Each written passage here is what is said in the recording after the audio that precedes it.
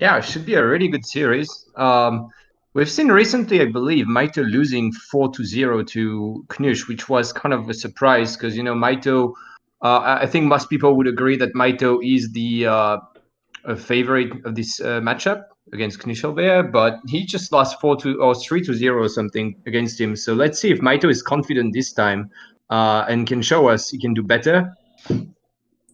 Yeah. Mito's really really good. Knuschelbär, yeah, 4-0 Mito. Perhaps he was having an off day or something. Happens to the best of us. And we'll see what happens in this. The map is Fraser River. I don't know what you think of this map. I personally like this map a lot, but I know we have slightly differing opinions on things. So, what do you think of this map? Welcome, I don't guys. mind this map. Game I number mean, one: Mito versus I think Knuschelbär. it's This is gonna fine. be a I'm just not a fan of the chokes everywhere. Like there's chokes around your base, there's chokes with the river, with the native post, and all that kind of stuff. Which can sometimes lead to sort of a bit of a campy play style where you just sit with ranged infantry in chokes, and the pathing can be a little bit awkward, that kind of stuff. So I'm not a fan of that. But apart from that, I think everything else on this map is just fine. I like that it's Are you not too ready? high resources, Yes. which makes it a little bit more interesting. Not sitting in base for 20 minutes or anything. So yeah, I kind of like more aggressive maps, and this is a sort of aggressive map. It rewards map control because you can take the stagecoach, and because you need the resources indeed.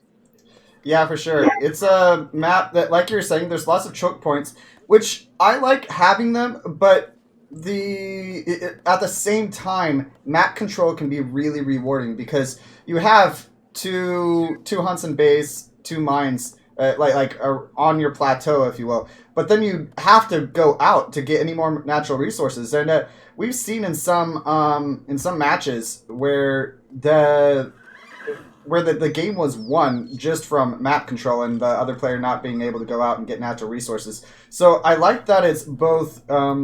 You can start out defensive. It allows for some different build orders such as FF or different things like that. But you can also go into if you focus on map control, you can win the game that way too. So it allows for lots of different options for the game, which is what I really like. Yeah, for sure. Yeah, it's definitely one of the better maps I think that we had recently. I like it. Also, sometimes we get the Nutka.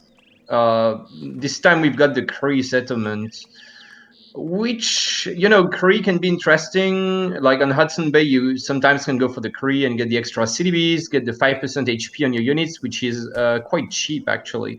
On this map, I'm not sure it would come into play. It's like we said, it's more of an aggressive map, so I don't think you would go for the extra villages, so maybe not as interesting. The Nutka is interesting because for example, in this matchup, Germany could open Nutka and try to deny that forward war hut. That kind of stuff can be a little bit less standard, bit interesting play. Not having it this time. We'll see if the Kree come into play. I don't think they will, but we never know. Yeah, it could be used really well to get a villager advantage. You can train the CDB, and that's something that is, I think, a little bit undervalued. 200 wood, you get to train 5 CDB. 5 CDB is, it's quick math in my head. It's Uh, 6.25, so it's like it's like better than three sets of wagons basically. So it's yeah, a really good advantage for sure.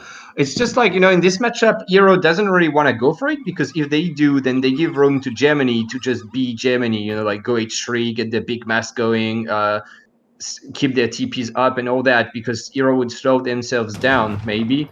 And Germany also doesn't really want to go for it because, well, they would be too slow against Euro, I think. It's like, it could be a good play in some matchups, but in this matchup, I think if Euro wants to get an eco advantage, they would just try to grab a 2 TP stagecoach, which is like cheaper and worth more eco anyway. And yeah, like I said, I don't think Germany would take that risk to like go for the extra eco when they already are ahead in eco compared to Euro. yeah, yeah. I got you. Yeah, that's a really good point. It's it obviously is matchup dependent. it's obviously Yeah. a risk. It's 200 wood, and then it costs food for the CDB itself. So yeah, it's definitely a risk. We do see that Iroquois are building a TP in transition. Germany is should be doing the same in just a moment. Good stuff by them. I like that it's also the farthest away TP that they can safely get to. So it's going Yep. to be safer, and if the opponent goes for that, they will be able to perhaps make something happen in the middle of the map with map control and whatnot. Yeah, definitely the right TP for both of them to take. Worth mentioning that Mitoe got 95 wood in H2, and so he decided to use his Travois to build a farm, which is quite nice. Doesn't have any livestock, unfortunately, on this map, so it's not gonna enable him to fatten anything. Although he could also pick this up at some point and just fatten his 3 sheep on the farm. But it does give him some XP and the ability to tech some food upgrades. As you can see, Mitoe just finished teching the first farm upgrade, which is like a more expensive hunting dogs. Not as good as hunting dogs, but it's some extra eco anyway. Yeah, it is. I like to do that sometimes, but yeah, it's only a 10% increase, 100 wood, 75 coin, instead of Yeah. the furry hunting dogs. That's 50 wood, 50 coin, and 15%. So yeah, it's a little bit worse, but you don't have to build a market. It is nice, extra XP.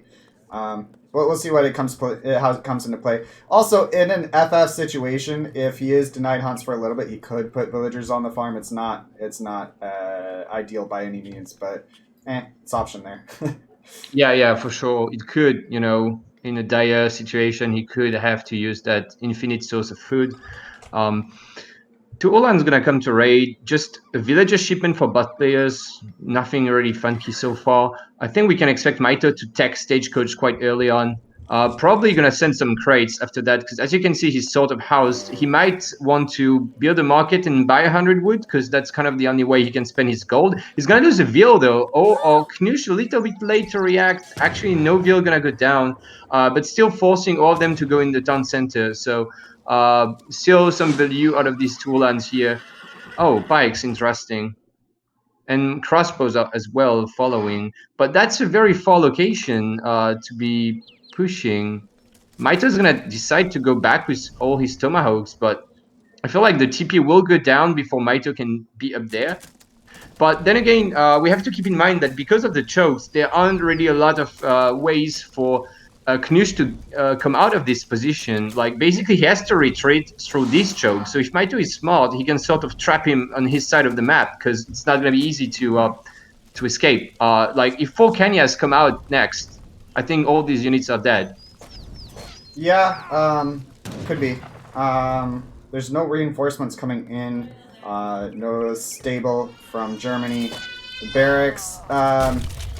The TP does go down. That is pretty important. So I mean, even if all of the units go down, it's not the worst trade possible. But yeah, definitely a little bit better for Euro.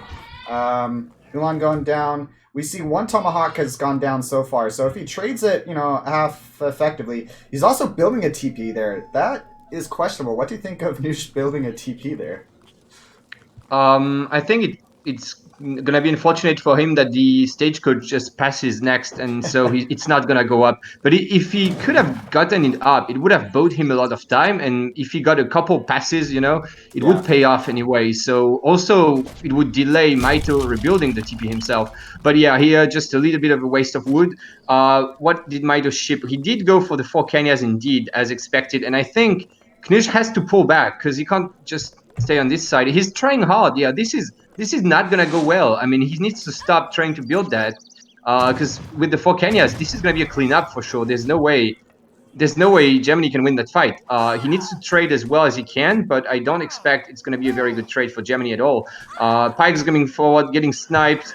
Mito not going for it, maybe afraid some more units are coming, but I think he should have tried to catch this, Could Might have have just lost. sent his extra back and Might rebuilt have the lost TP four and crushed villagers. this. Might have lost four villagers in a raid during that fight. Mito did To not see two it. lands. Yeah, Oh, that's unfortunate for him. yeah. Yeah, so that's looking very good for Germany. He's aging as well. He's been buying so much time. I think he should have lost his army. Or one more veal gonna go down, and Yeah. maybe another now. No. I don't think so. But yeah, so 5 bills down. I think Mitoe has. I mean, Mitoe is in a losing position at this point. Yeah, definitely. Um, and Yeah, there's he. just no cab in the field for Mitoe except for the 4 Kenyas, so he will not be able to punish this big mass of crossbows. Knusch actually gathering everything for the age up and shipping 8 bows, which is sort of strange, but I guess it's okay. Well, I mean, at this point, yeah, it's okay. It is strange for sure. But he took out 5 villagers. He knows that he's aging up. He knows if he doesn't lose in the next, couple minutes, then he should be in a good position. So I guess it's okay. I mean, with that many expo, I don't know. Yeah, it is strange, but if he doesn't lose in the next few moments and he gets a safe age up, he knows that he's pretty far ahead. It's the safe choice to do so. That's for sure. Yeah, I don't know if it's safe because is it safer to ship 8 bows and have more units, but age later, or is it safer to age faster with 700 gold? I would argue that maybe it's just safer to be up earlier. But yeah, it's interesting for sure. Mito did take the villager HP, doesn't want to lose a billion vills again. Right. So he upgraded that, and all in all, the problem for Mito is not really his eco because with the stagecoach he's actually fine. It's more the fact that he's still not aging, and Germany is up already. There's gonna be a window for Germany to just ship some units, break the forward war huts, and break the stagecoach. Yeah, yeah, for sure. Yeah, it's. I mean, Mito is behind a little bit. Yeah, there's two stagecoach TPs that is worth roughly 8 vills. So he has about 35. He's actually a little bit ahead because it's about 34 for Noosh with only one unupgraded TP. So yeah, it's very very close. The age up advantage is over to Germany. Looking at the military pop advantage, he has a huge advantage. Not super pop efficient units, but still does have the advantage there. We'll see what Yeah. happens here. We'll see what happens.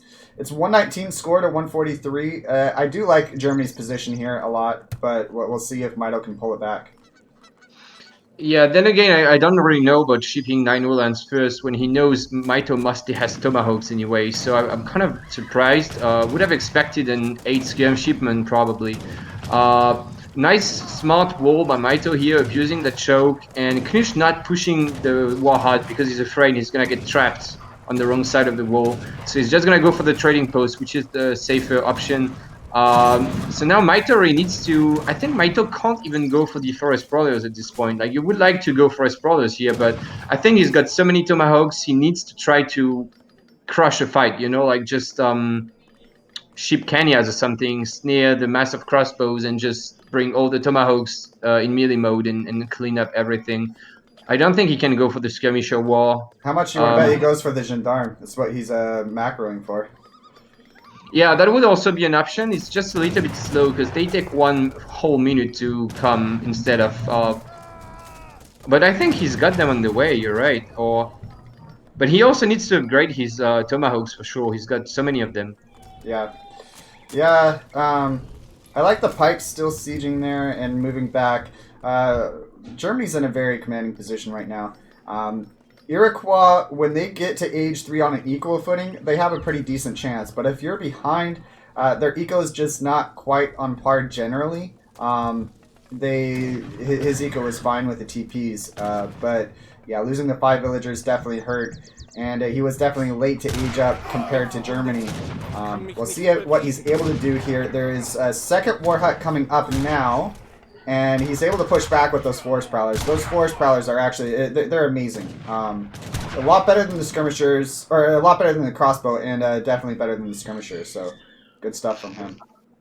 Yep, definitely. Yeah, so it's gonna be very hard for him to make something happen here and clean this up. But if he does want to clean up, I really think going for a Sprout is not the right way. Like, he really needed to do something like taking up his tomahawks and calling a big button or something, getting a good pop with just enough caps to snare and trying to just clean everything up. But if he goes for the ranged infantry war, I don't know. I feel like Knish just has too many units. You have to crush a fight. You can't just poke at this point. Then again, he does have a decisive skirm advantage here, so Knusch is gonna give some free kills and gonna have to pull back. Yeah, I And think at this Tomahawks are point, finally being checked up. Yeah, go ahead. at this point, I think he actually has the advantage when it comes to skirms. It's 11 skirms, 15 crossbow versus 23 force prowler. So I think it's fine at this point. It was definitely questionable earlier, but he was able to micro better. Lots of units being picked off. Yeah, 2 war wagons there. Lots of crossbows and skirmishers picked off on Knusch's retreat. We do have some more Ulans coming into raid. I don't think they're gonna find a whole lot. All the villagers are pretty safe. We do see that farm coming into play already. He has 8 villagers on it. See what happens here though. Yeah, not ideal. I mean, he's got enough hunts around. I think he should try to get that and stop gathering on the farm because it's really not efficient.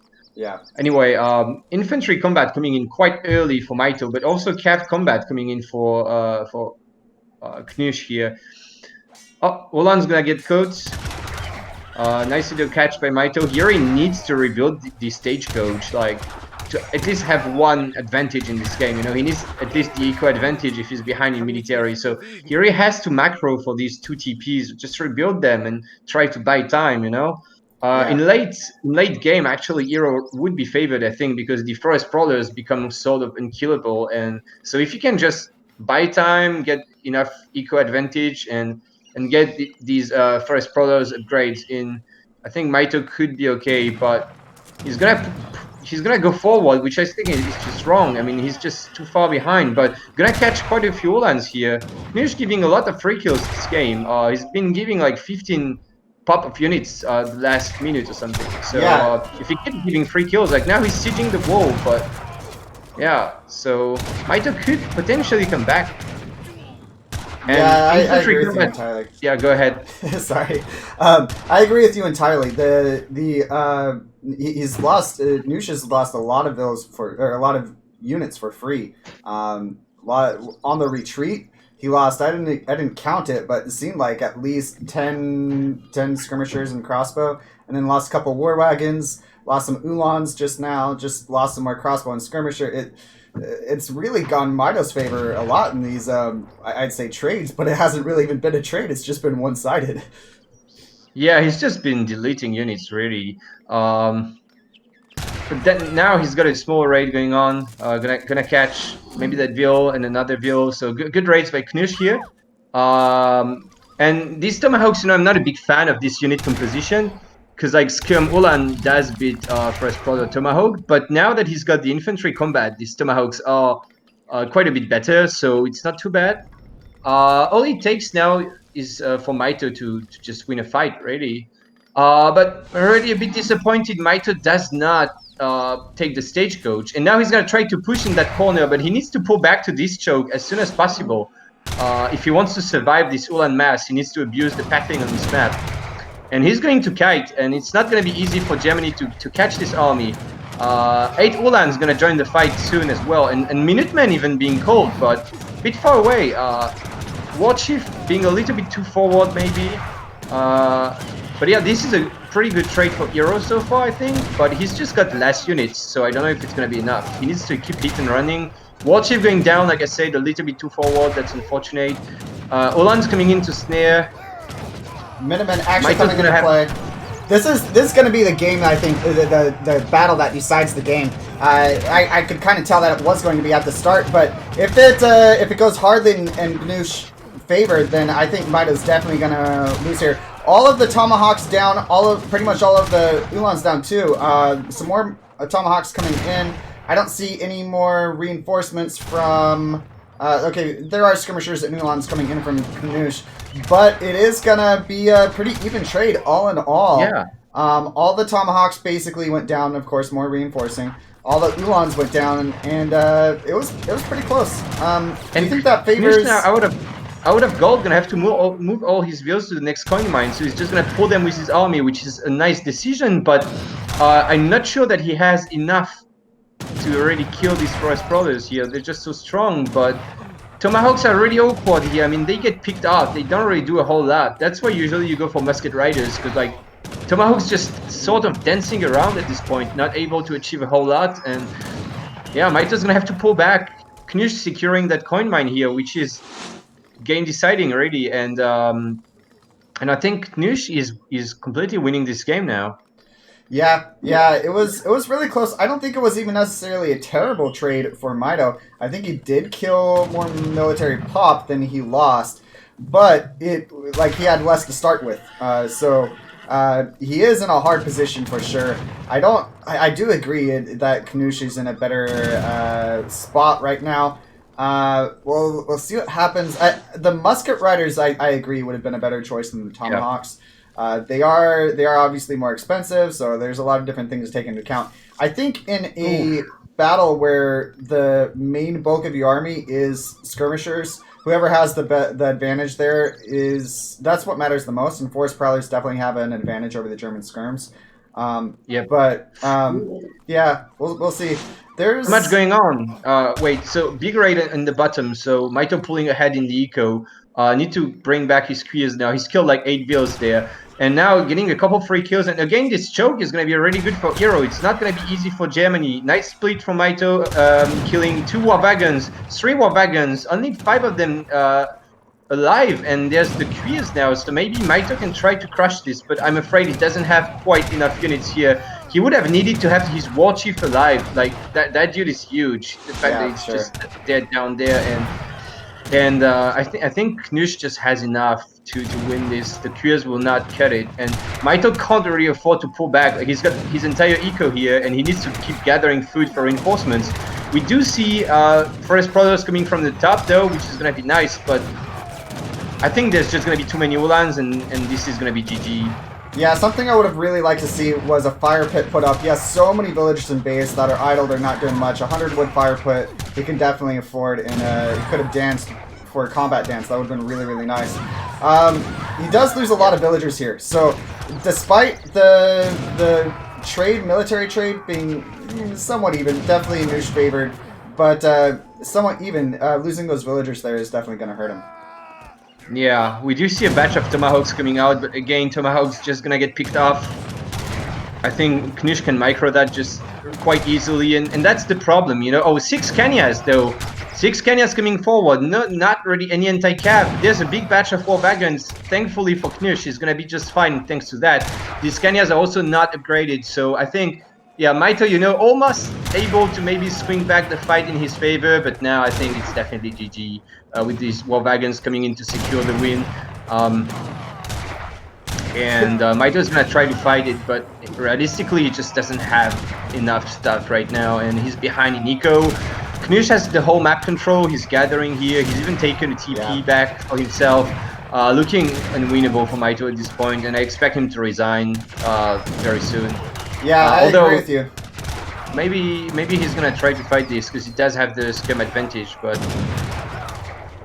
yeah, I guess he does push it back, but I agree. More important than even the trade going slightly in Knusch's favor, more important than losing a couple vills, is that he doesn't have map control. No map control is absolutely huge. He has a few hunts left in base, nothing else. He's made full use of that farm, for better or worse, and he doesn't have any mines.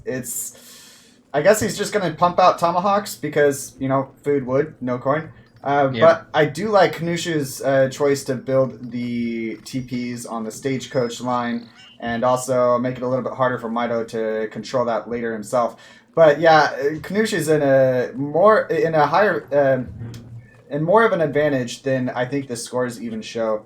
The map control means a lot. I do like the villagers coming out on this mine here, but that's not enough. yeah, I mean, just a couple very costly mistakes for Mito in this game. Well, first, yeah, I mean, he's been still gathering from that, which is really awkward. When he's got that hunt, he could have could even wall up, you know, like herd it and then build a small wall and just hunt behind it.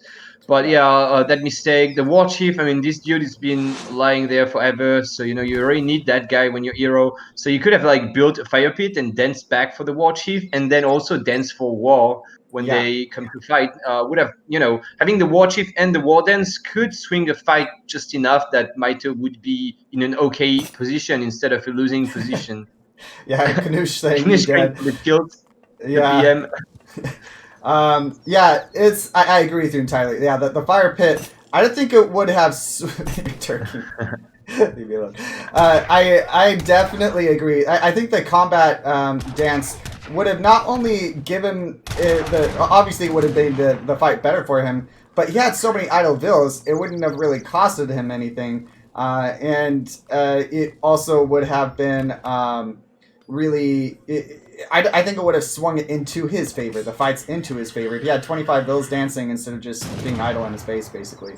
Um, yeah. Yep. Yeah, that and also, crushing that small army in H2 instead of hesitating so much and pulling back like he did. If you remember these crossbows and pikes, like they just put so much time for Knusch. They got the TP down, delayed Mitoe so much, and also the fact that Mitoe lost 5 bills. Just quite a lot of mistakes from Mitoe. Honestly, if you ask me, it looks like Hero could have won this game quite easily without a couple mistakes, because Hero is just pretty strong, but yeah, bit sloppy by Mitoe. Also, again, questionable unit composition with these tomahawks. They're so awkward. They just get picked off. They do very, very poor range damage, by the way. So, when you don't get them into melee, if they just get hit and run, they just don't really do a lot of damage compared to regular musketeers. So, really not the unit of choice here. And yeah, Mitoe, like he said himself, is kind of turking at this point, and so yeah, he's gonna just try to keep pushing, but the Jaegers are gonna be very strong, and I think there may just be a Minuteman pop from that TC plus a shipment soon or something, and could totally clean this up. Yeah, at this point, Jaegers are definitely better. 1 versus Forest Prowler is obviously more expensive. A lot of things go into that, but yeah, the Jaegers are very, very strong. And especially versus the army that is entirely ranged, that 40% range resist will do a lot. Yep. Yeah, 49 to 40 eco and 77 to 49 military. 3 TCs out from Knusch. I suppose, honestly, actually, I think Knusch is becoming a little bit relaxed. He knows that he's in such a commanding lead. If he doesn't push this, push his advantage, perhaps Mitoe might be able to sneak a win. But yeah, he's turking. That's for sure. Yeah. That would be very. That would be a massive throw by Knusch. Honestly, I don't see anyone losing from here.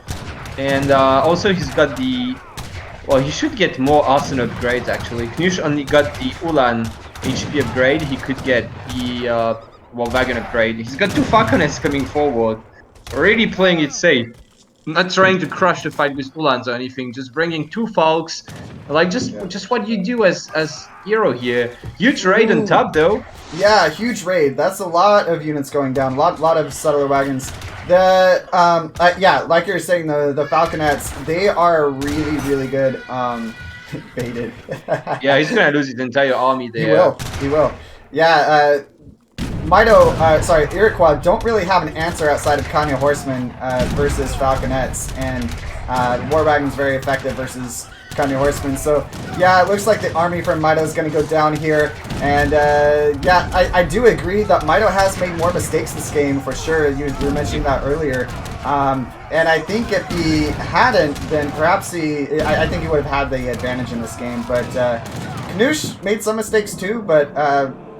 Eco, it's kind of the story of eco mistakes making more of a difference than you know, military mistakes at this point, because losing the 5 bills, dancing on the farm, having idle bills instead of dancing on the fire pit, and yeah, Knusch lost a bunch of units on retreat and stuff, but that wasn't enough to make up for all of the eco damage that he did to Mitoe. Yeah, that honestly was just kind of one in H2. I mean, killing 5 bills while denying the TP line. I mean, sieging down a TP, and also not even losing his army there and being up to fortress way before Germany, way before Hero. I mean, what was kind of just over by then.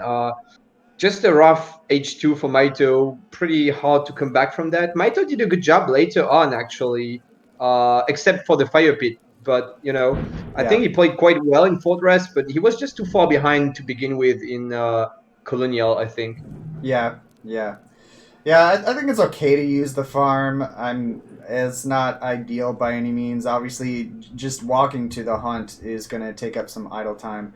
and he never really had map control. Not after not after Knusch hit H3 and had some H3 military units out. So it's an okay choice. I wouldn't say it classified as a huge mistake, but it could have been better. I will say that much. Yeah, definitely. We'll look at some of the post game stats real quick. We see that 226 units killed and 180 lost by Knusch, and yeah, vice versa. Looking at the combat XP, Knusch did definitely do better on that, but it was pretty close, 2.7k to 3.2k. And then we'll look at the res gathered, and Knusch pretty much always in the lead there. Looking at the villager population, definitely a lot of villagers were lost by Mitoe in that game. We see that there was 6 villager population lost by Knusch around minute 19, and then 3 villager population lost around 1240 or so. But I'd say 5 villagers early on lost by Mitoe is more important than either of those combined. Looking at the military unit pop, we see that Knusch pretty much always had the advantage there. He was never lower military pop than Mitoe, basically. It is, of course, Germany, and Iroquois units are definitely more pop efficient. But yeah, well played by Knusch. He takes game number 1, and we'll get in the next game very shortly. Yep. Yeah, they're already in the lobby. Mitoe has to pick a map, I believe now. And Knusch has to play, to lock his civ first. Mitoe going for high plains, actually, which is a solid map for Mitoe. It's also a map I've picked in my own map set because it just fits well a lot of civs I can play, and I think the same goes pretty much for Mitoe. So let's see what Knusch decides to go for. I think it's gonna be between ports and. Actually, I'm almost sure Knusch will go for ports on this map. Like he kind of always does, but we'll see. Maybe I'm wrong. Yeah. Yeah, there's a lot of options. This map is very open. The 5 is it 5 TPs in 1v1? 5 trade route TPs. Yeah. Okay, so 5 TPs in 1v1. For natives, the natives are Comanche and Cheyenne. Both are really good for Cav. So we'll see if that comes into a play with the Civ choice. It's also, like I already said, an extremely open map. The hunts generally, you have to go out of your base fairly quickly to hunt them. You can usually hurt a little bit, but it won't be long until you have to go out of your base, from what I remember on this map. Yeah, I've seen a lot of different civs played here. ATP civs are very, very strong. Civilizations that take advantage of how open the map is also really good. Yep. Yeah, it's a cool map. I really like High Plains. Anyway, let's see what Knusch goes for. Knusch been complaining a little bit about the lag, by the way, but apparently it wasn't too bad, so should be playable. And looks like he's going for Spain, actually. Interesting. Yeah, I'm cool with that choice. The ATP extremely strong, very, very strong with Spain, and you have units that allow you to control the mobility game. The rods, your cav are pretty good. You don't have amazing goons, which is definitely a concern, but rods definitely at least push back the goons. There's definitely different options and whatnot. You could, of course, go the natives themselves. The natives are you basically have a goon. It's not a very strong goon. The Comanche goon, ranged cav, if you will. It's not great. But the Cheyenne have an upgrade that they're hand cav, and then they also have a multiplier versus all other cav. So it's an option. I wouldn't expect it, but it's definitely an option. Looking at the stream, thanks Zeely Flower for the sub. You're awesome. Appreciate it, man. Yeah, that's quite nice. Thanks a lot. for all these donations and subs we keep getting from you guys, keeping the game alive. Yeah. Uh, Um, I this reckon Go ahead. oh yeah, well there you go. Mitoe going Brits, like I was gonna say, um, just a very good counter to Spain. And while High Plains obviously has 5 trading posts, which is really nice for Spain, Brits they still benefit on this map from the hunts. Like there's just so much food in your base, and Brits are just very good against Spain overall. So makes a lot of sense. Mitoe might even be able to get some trading posts for himself, so that Knusch doesn't get the whole TP line for free. And usually you can kind of just honestly just spew out a lot of mosques as Brits against Spain, and Yeah. get the tower down, get some TPs down or whatever, and just get a big mass going. And Spain sort of struggles against that because Brits also have a much better eco behind, regardless of how aggressive Brits is gonna go. They will have the eco lead anyway. Yeah, depends a little bit on how ATP plays out. Yeah, yeah. Five TP, five stagecoach TPs is absolutely unreal. But yeah, I do like the choice of Brits in here.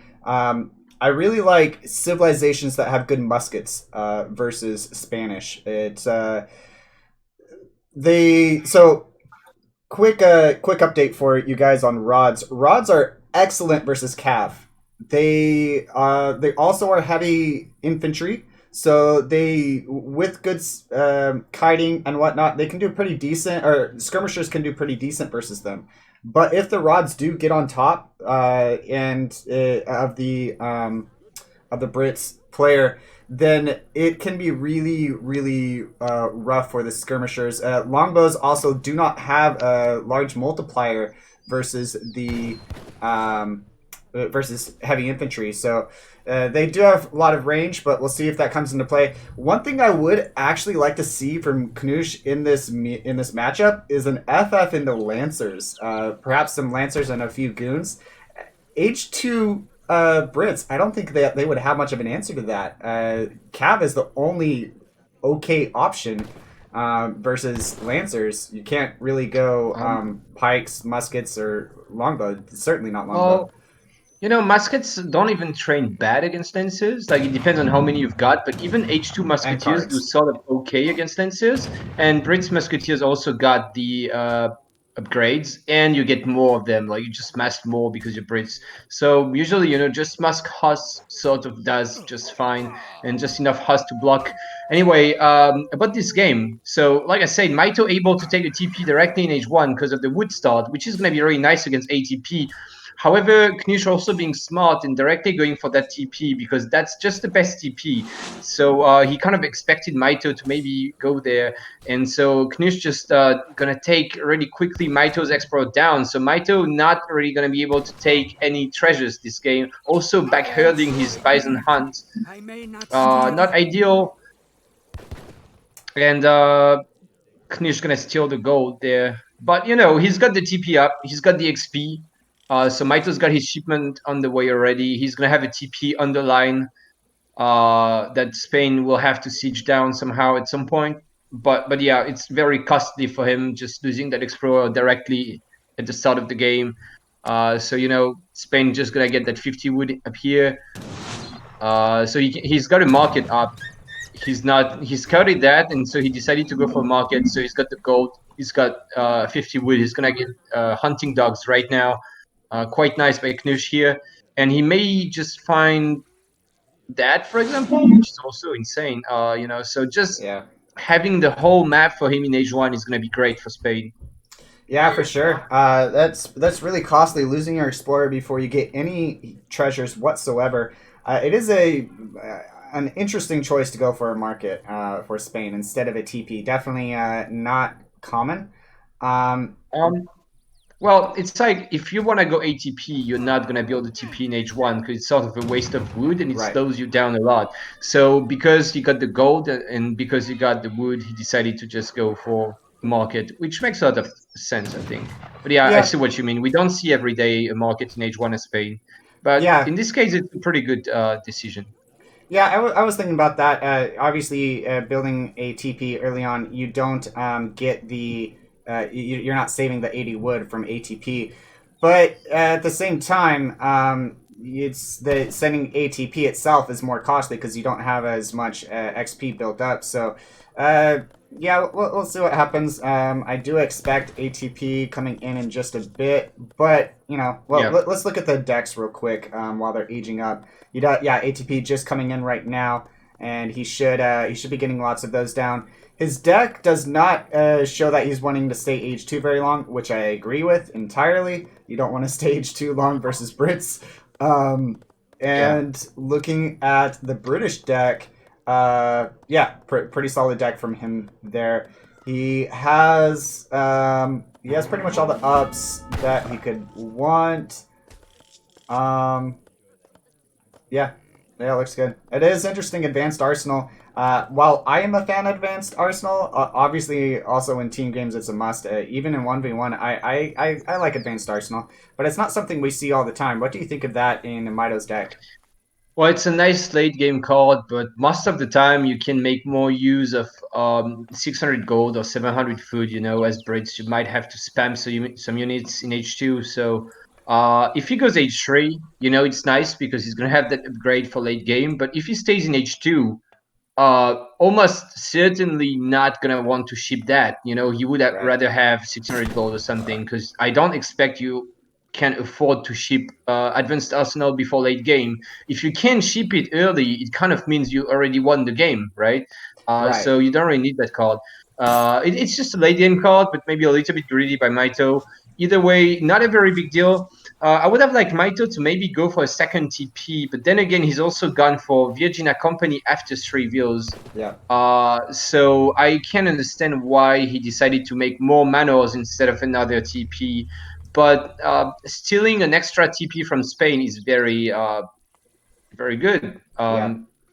But meanwhile, okay, so Knusch got 95 wood, which is a nice treasure, but he didn't really take many TPs. So maybe Mito. I think he's just getting yeah, could be building a TP there. I think he is focusing on aging up. He just wanted to get a couple TPs. He built the second one mostly with the wood. Well, no, sorry, third one mostly with the wood actually, from that treasure. So Yeah. I think he's just wanting a really good timing up to age 3. He wants to be able to defend those before too long. But yeah, getting more TPs definitely would have been an option, and probably the more common one.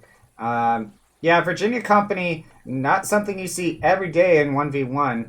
You are versus Spain. You definitely expect him to try to go H3. So there is a window where you can get a bunch of manners out and you can try to get a really strong eco advantage. Yeah, a little bit of fight coming on here. That Yeah. Explorer should go down in just a bit. So nicely done So from him. That Coyote yeah. will likely go down also. Um, Virginia Company is kind of more common when you open with a TP because then you can go for yeah, Trivials and Virginia Company, which is nice, and yeah, you don't necessarily have to go for the full mana boom. You can do like Mito does. Like he's probably gonna go 600 wood second card after 700 wood, because like it's just better than 5 bills when you got Virginia Company. But yeah, I would have liked Mito. I think he could have taken that TP, and it would have hurt Knusch so much. Actually going for 5 bills, which I don't like, because like I said, you get more bills out of your manors if you ship Virginia Company and you send 700 wood. But anyway, Mito just going for musks, waiting until he's got a decent mass of them, and then he's gonna start right-clicking the TPs, I think. But that ATP from Knusch was a little bit late. I don't know that it was a very good ATP because he wasted a lot of time taking that wood treasure on top. Finally slammed down the last trading post just now at 7 minutes. Maybe a little bit late. I think one of the So I don't things know. that is. Did you want to say more? No, I was just gonna say we'll all see how it goes. It's kind of hard to say who is winning right now. I think Brits is winning because it's just Brits against Spain, but you know nothing really happened this game. I feel like Mito would be in a better position if he had that TP here, but other than that, no real mistake made by either player. 700 gold looks like Mitoe will age, actually. I expected a Interesting. colonial spam, but Yeah. that's really risky. I mean, it's gonna be with the slow age, it's gonna give plenty of time to Spain to push, because he's gonna age so late now. I'm Yeah. not a fan of this. Yeah, I agree with you. And he didn't. He could have stayed H2, finished off all his manners. He could have gotten some like coin ups or from the market, gotten some more ups if he wanted. Um, Yep. you have options, but perhaps he is thinking more about the Lancers. I don't know. Obviously there are different situations and whatnot, but I really like Lancers even in the muskets. Obviously, it's card dependent. There's a card that makes you have +1 plus times 1 multiplier versus infantry, and then there's also the cav cards themselves that do a lot. Of course, muskets. British have musket ups themselves, but looks like these cav are raiding in the back, but kind of getting cornered on all sides by the muskets. Yep. Good micro from Mitoe there. I don't know. He's not going to snare it all, so he's not going to get a couple extra shots from that. But he keeps him off of the villagers at least. And yeah, thanks for the sub, Macro Cosmos. You're awesome. Appreciate it, dude. And it looks like Knusch is coming in right here. Yeah, lots of villagers are probably going to go down here. And he has the military advantage in this one screen right here. But that musketeer pop just saved the yeah, day. I was like, what? Mito's gonna lose like 10 vills here, and yeah, then just the must pop just in time. So actually, Mito is okay. yeah. Um, worst thing that, as much as I think Spanish gold is very good, it's maybe not the right time to ship Spanish gold, because Knusch had like, do you really want to be shipping Spanish gold, or do you want to secure the stagecoach? Because he doesn't even have a stagecoach. He could ship units and get this TP down and get 5 TP stagecoach. I think that's much better than Spanish gold. Or he could be pushing here with a bunch of stuff instead of just shipping Spanish gold. So in my opinion, a very questionable decision to go for that card right now. And also, he went for Vet Musketeers and Falconets, which is very good against H2 Brits. But against H3 Brits, well, they get their own Musketeers and Falconets, and they do it better than you because they're Brits. So they have more musks, they have better musks.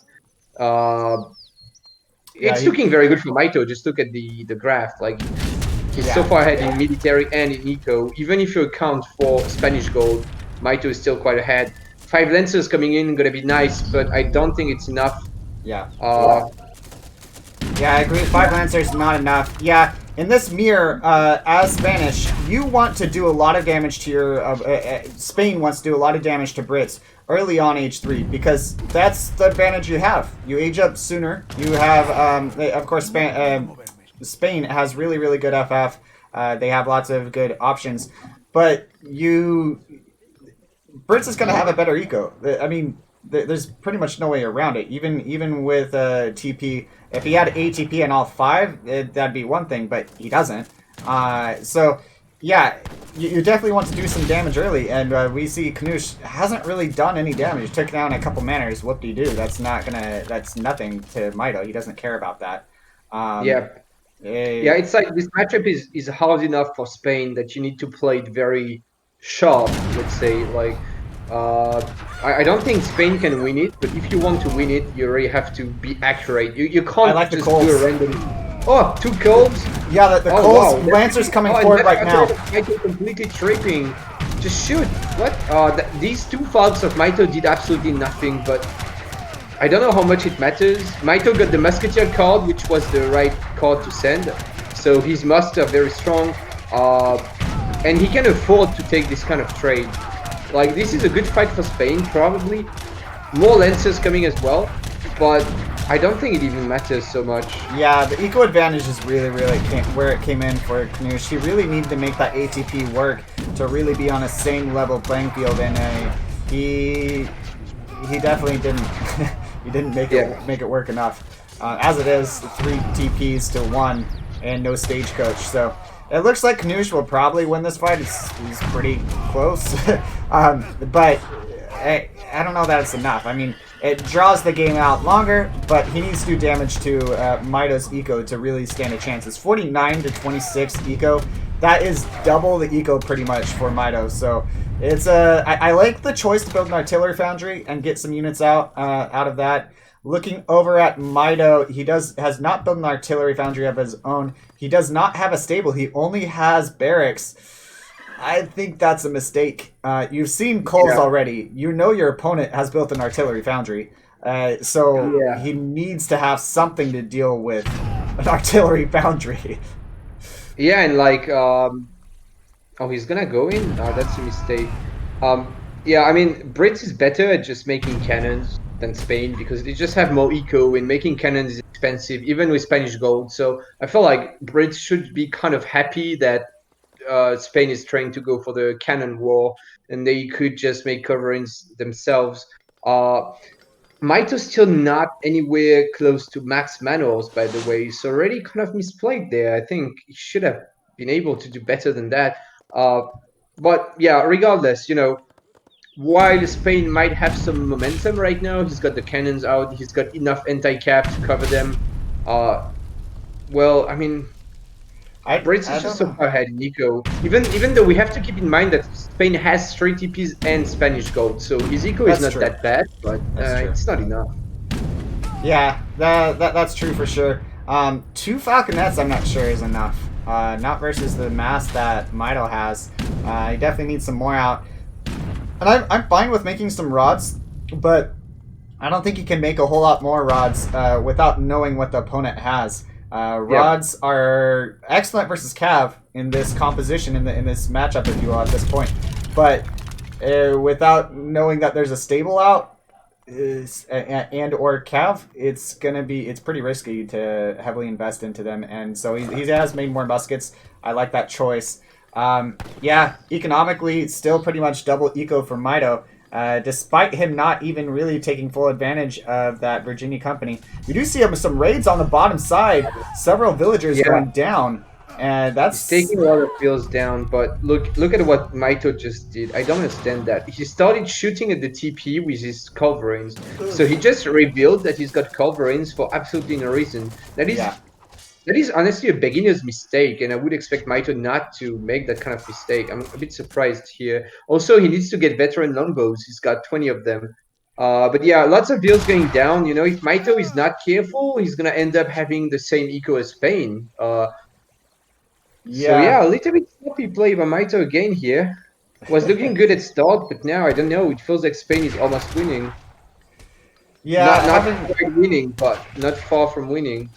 Yeah, showing 2 culverins, of course, is pretty big. But it does more than just showing 2 coals for some of you guys in chat that aren't aware. It shows you also have an artillery foundry. That's how Mito knew early on that there was an artillery foundry from the 2 coals that Knusch had on the map. So we'll see what happens with this fight, though. The culverins were, from Mito, really well done. They're going to take out the falconets. And before... The culverins... Mito not microing though. Mito just he needed to pull back his culverins, and well, I guess it's okay. He took down the 2 falcons, so now it's basically just like the 2 culverins are useless. So I think Mito got this, but he needs to micro because there's a lot of lancers and veteran longbows coming in a bit late. Musk attack, maybe a little bit greedy. Something like 5 husks could have been nice. Or anything. I'm not even sure that I'm a fan of longbowmen here, to be honest. Longbowmen have very low multipliers versus heavy infantry. They have a 1.25 multiplier versus them, so they're not very ideal. And we'll see the rods. Their rods are even in cover mode going forward. I think it'd be better not having cover mode and would have snared. But regardless, Knusch does win that fight. So despite having... Go ahead. Mito might lose his entire longbow mass here. Yeah. I also don't understand why you would go longbows when you sent 2 musketeer grades. Just keep making musks and cannons and you just win. Even add Huss if you're afraid of lancers, but probably don't even need. Really confusing play by Mito, but somehow I guess a lot of vills must have died in this fight because Knusch lost 13 vills, so I guess he lost a bunch of vills there. So if you look at Knusch, he's got 23 bills only. Yeah. So I guess Mitoe is still good. Yeah, he is good. It's kind of a game of attrition here. Brits definitely have a much better eco. They are age 3. He's even ahead in score. But yeah, at this point, honestly, I would have liked to see some goons versus Spain. At least a stable out to be able to go goons if you need to, because Lancers are just so effective versus all infantry, and obviously effective versus cannons. But we see Knusch has not really taken full advantage yet. He's gotten a couple Lancers out, but not really gone heavy into them. Looking at Knusch's shipments he has available, he doesn't have a whole lot of age 3 shipments left. He has Caballero, and that's it in age 3. He has age 2 shipments, of course. But he's pretty low on his options for for cards. Yeah, thankfully for him, even 7 rods is not a bad card at this point because you get 400 gold with it, and Yeah. 7 rods is still a kind of decent unit shipment. My point is that with Spanish gold, your H2 shipments are not that bad anymore. But yeah, it's for sure a bit awkward for him. While Mitoe, he's been shipping his musk upgrades, so now he's essentially got guard musketeers. They're triple carded vet musks, which have exactly the same stats as guard musks. So pretty strong units for sure. Going to be hard for Spain to counter. He would need skirms at this point. Like, you can't keep going musks as Spain when Yeah. Brits has these kind of insane musketeers themselves. So he really needs to go skirms. I don't think even lancers can beat these unless you get caballeros maybe. But looking quite good for Mitoe after all. He's been playing a little bit sloppy, I think, but at the end of the day, he's got the massive eco advantage and sort of has a military advantage because he's got so many upgrades. And you have to keep in mind that 8 pop of units for Knusch is 2 useless coverings, so he's not actually ahead in military. That's true.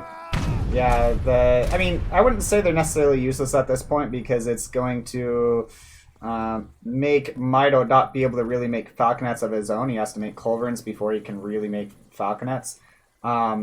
Yeah, of course. But yeah, it's obviously not gonna, in a heads up fight with these 2 armies that we see right here, it wouldn't actually do a whole lot. Very strong muskets out from Mitoe. Something you touched on was the skirmishers, and skirmishers for Spain is something I would like to see more. I think in this matchup versus triple barracks, I think it's obviously really good, but British can build cav, so you do have to be careful with that. If you're going cannons and skirmishers, you're definitely going to need enough anti-cav out. But yeah, and also, as we've already mentioned, longbowmen have low multipliers versus heavy infantry, and they do much better versus skirmishers than they do, well, relatively, compared to other civs and other units. They do a lot better versus, they're better versus skirmishers than they are heavy infantry compared to most skirms. So we do see a culverin out from Mitoe, but it's only a single one. And we see Knusch actually sending his culverins forward ahead of his falconet, so really, really good micro from him there. And he's going to perhaps get this down and gets one shot onto the culverin and may be able to get more. Knusch is going to clean up this fight, I think. He's got this. Yeah, Mitoe has to just keep hit and running and he's okay. Because if you hit and run, the falconets will not be in range. So like a big part of this army is 2 culverins and two falconets, and they're not able to shoot. So I think Mitoe is okay if he can just keep kiting. He can also still call Minutemen, by the way. And now he's back between his barracks where he's got 10 more musketeers coming in. But yeah, it's for sure not a bad trade for Knusch by any means. I don't know why Mitoe got 1 covering out. Obviously, you want to get more than that. Right. Not ideal. Yeah, for sure. Chopping lots of wood too. I don't know why. Okay, Mitoe's switching bills now, but he had 20 bills on wood, and I don't really know what he wants to achieve with that. 2 coverings now popping for Mitoe, but again gonna. No, Knusch not paying attention. One of his coverings going down. Knusch gonna try to send his lancers. Where are the musketeers? What? Where are? Why? Oh, I man. have no idea. They're way out of position. What? Well, that's awkward. Mitoe should have just won this fight. because like he got the first shot and he's covering, and then he's got more infantry and stronger infantry. Oh, that covering though, look at 5 HP 5 HP, covering, yeah. still alive and gonna shoot at the Falconet. Really, really nice for Mitoe. And I think at the end of the day, it all doesn't matter too much. Oh, nice shot against for Mitoe. Yeah, I mean, Mito's just got too many units, and his master are just way too strong. Like, you kind of need counter-infantry rifling skirms to kill that at this point, and Knusch doesn't have that, so he's gonna pull back, maybe gonna try to raid a bit on top here, but Mito's gonna follow him. Mitoe will lose a couple of views, but it doesn't really matter at all. Yeah, he's already doubled the eco. We do see that Knusch has all 5 TPs up. No ATP yet. I do expect it shortly. No stage push, yeah. Knusch has played it really well, despite being so far behind economically. It's gone a lot farther than I thought it would. But yeah, it is definitely an uphill battle for him. To be honest, though, go ahead. Oh, damn it! That's a shame. Mitoe tried to block with a market, but the units were barely able to go through. Yeah. What were you saying? Sorry. No, I was just saying that was really, really clutch. Good stuff from him. Yeah. I don't know what I was saying. I lost track of that. That Knusch did well despite being behind, maybe? Yeah, so last game we saw Mitoe significantly behind. He traded really well, but ended up losing in the end. And that is kind of what I see this game being for Knusch here. It's 209 to 149 score. The eco is 63 to 35. Militarily 54 to 31. It's looking really good for Mitoe, despite some mistakes. Having the muskets behind his TC instead of at his FB is definitely a mistake. He even typed LOL in chat because he saw that. We do see some skirmishers coming out now, but that Falconet perhaps got a little bit too close before firing, but it might be okay. No, I think the Falconet's going to go down. Yeah, that Falconet's going down. Yeah. Huge advantage for Mitoe on the map. Mitoe was kind of out of natural resources, or very close to. Knusch, I believe he used the TP improvement that gives the bison, what is it, 12 bison, from for a little bit of resources. So I believe he used that, and Knusch isn't going to be able to look at this here. He's going to be gathering in the same spot as Mitoe. Yeah. Mitoe dropping a second tower. Like, he can just afford it. He's got 29 vills on wood for some reason. I don't know why he doesn't switch some vills over here or makes even a mill. Okay, now he's going to make a mill, which is not ideal. But at this point, when you've got so much eco, it doesn't matter. You just spend your wood, make a mill. It's fine. But he could also send some more on the top left to that hunt. Yeah. Just imagine a second if Spain had stagecoach the entire game. I mean, we will check in the post-game stats. We can see the trading post graph. I think we will see that Spain was consistently up like 3 TPs to 0 or 4 TPs or 5. You know, he always had at least 3 TPs, and I think if he got stagecoach, it could have been really good for him. And it might have been game losing. I mean, maybe the same game with just Spain having stagecoach. It's hard to say, but maybe he could have maybe won it. It's a bit of a mistake, I think. Yeah. But yeah, at this point, it's just game over. If you look at the graph, I mean, 100 score difference, double the eco, double the military, 3 cards on the musketeers, advanced arsenal. He's got all the advanced arsenal upgrades, so he's got extra speed, extra attack, extra HP on his musks. Yeah, and I expected Mitoe to last game Knusch said, pull a Knusch, exactly. Last game Knusch said, you're dead, once he realized it was over. Now I want to see if Knusch is going to say, I'm Turking, but... Leave me alone. The HP would have made... I don't know if it would have made enough of difference. It would have been a lot closer. Sorry, Stagecoach, yeah.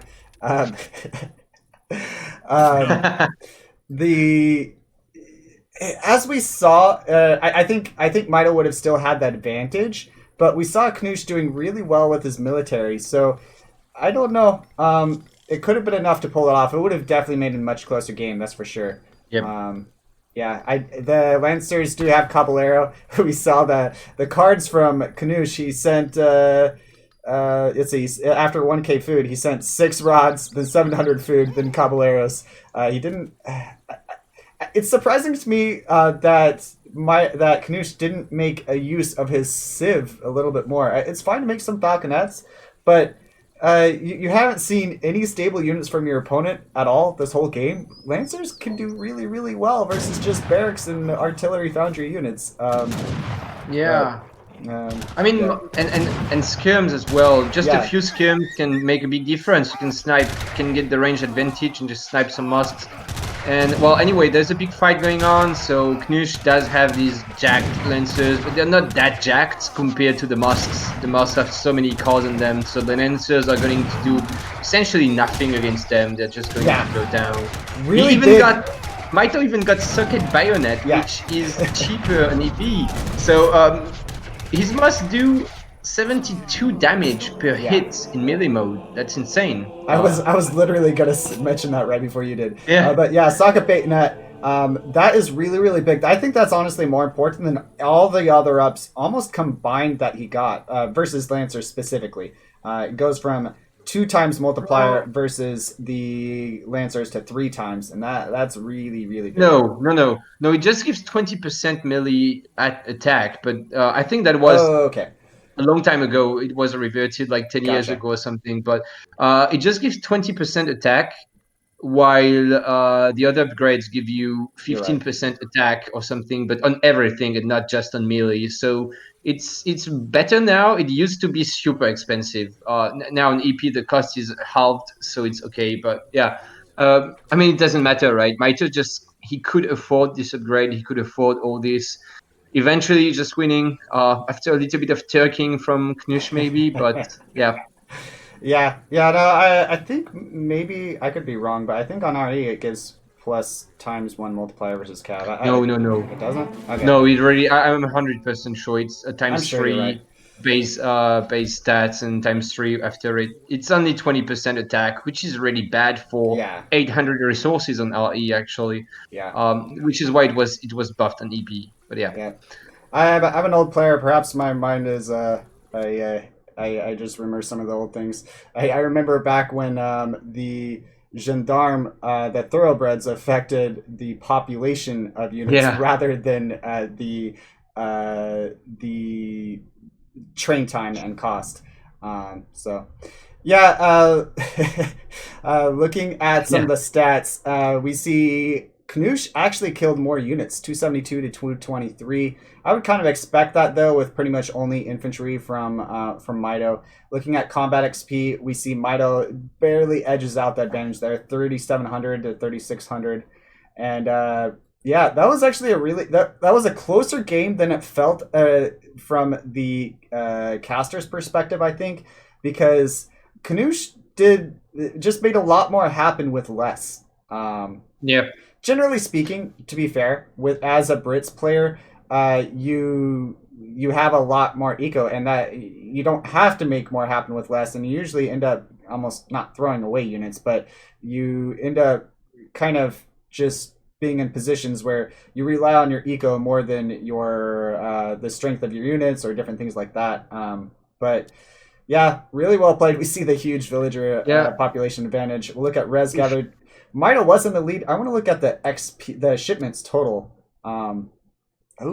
Early on, that was actually a lot of shipments for Knusch. But ended up evening out towards the end.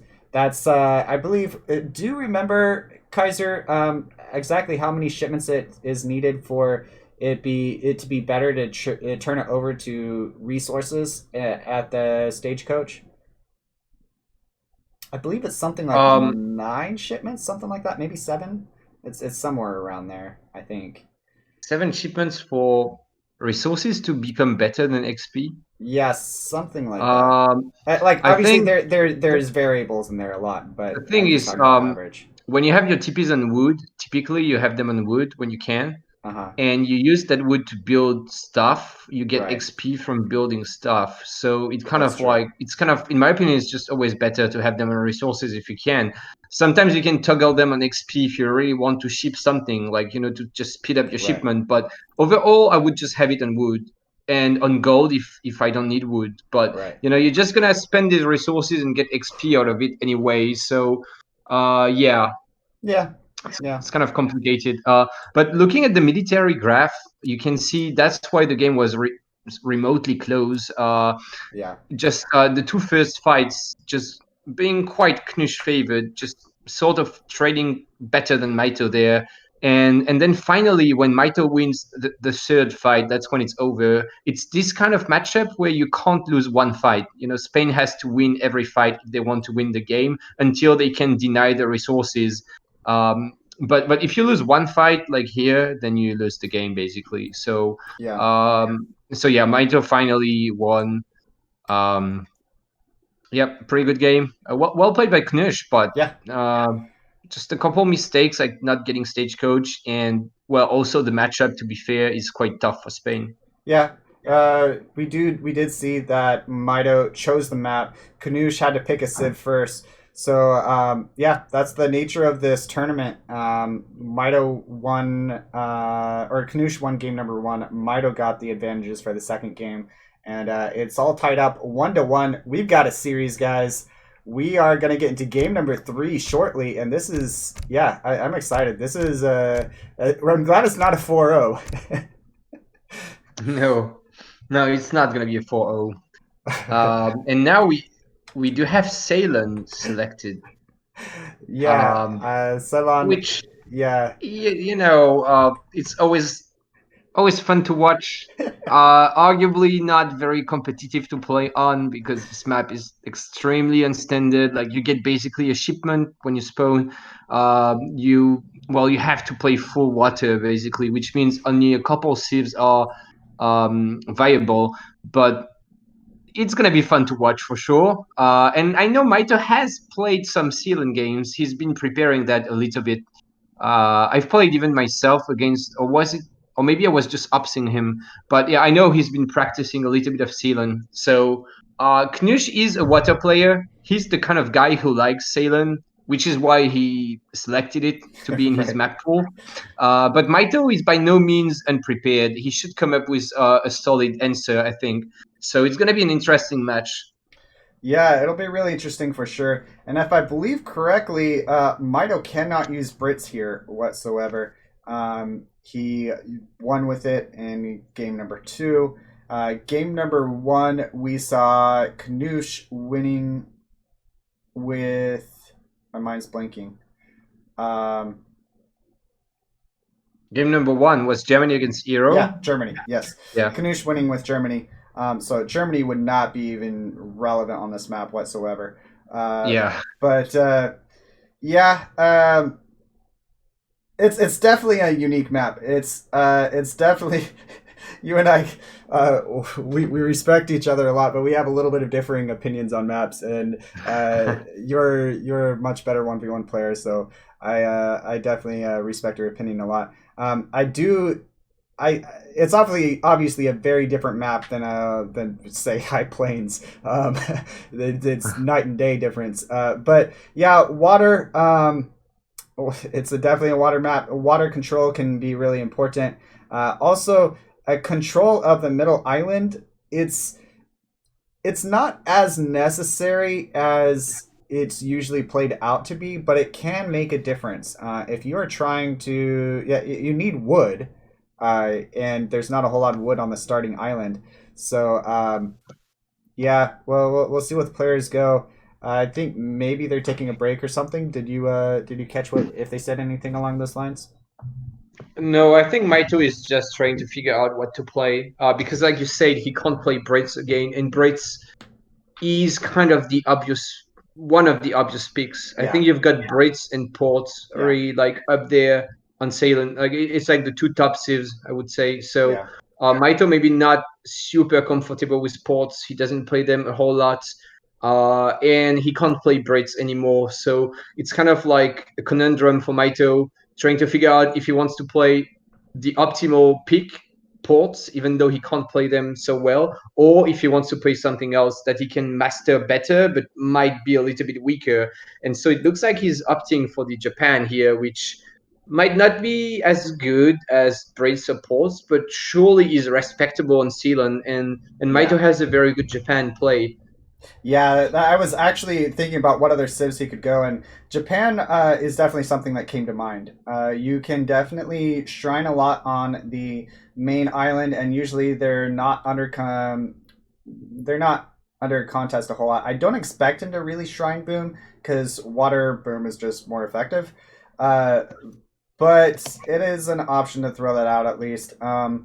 There's also some really nice touches, such as the port's consulate giving you 3 fishing boats as soon as you hit age 2, and obviously making it cheaper to age up to 2. Additionally, they have some good options later. I think that one of the reasons why Brits and ports are just so strong is that they can get off to a really good eco start. And Japan, they're not quite as good at booming on a water map as I would say Brits and ports are, but they are definitely an option. There are other water options that aren't quite as strong. So to name a few, some honorable mentions such as like Aztec or my mind's blanking right now. Dutch, Spanish. I think Dutch might. I almost never see Dutch here. I almost never see Dutch in pro tournaments, honestly, 1v1 tournaments. But Dutch have a pretty decent C, actually, and their boom isn't terrible, so I don't know. Could be interesting. Um, yeah, I'm trying to think of what other civs. I like Japan. I think Japan is probably one of the best choices you Yeah. could do. I think on this map there's quite a lot of berries on the main islands, so you That's can true. actually gather a lot for free as Japan without wasting a shipment on the cherry orchards. I also think that regardless of their water potential, which is by no means bad as Japan, but regardless of that, Japan just kind of excels in macro games. Like they're just really good at slow games, just like getting that big mass of unkillable units going.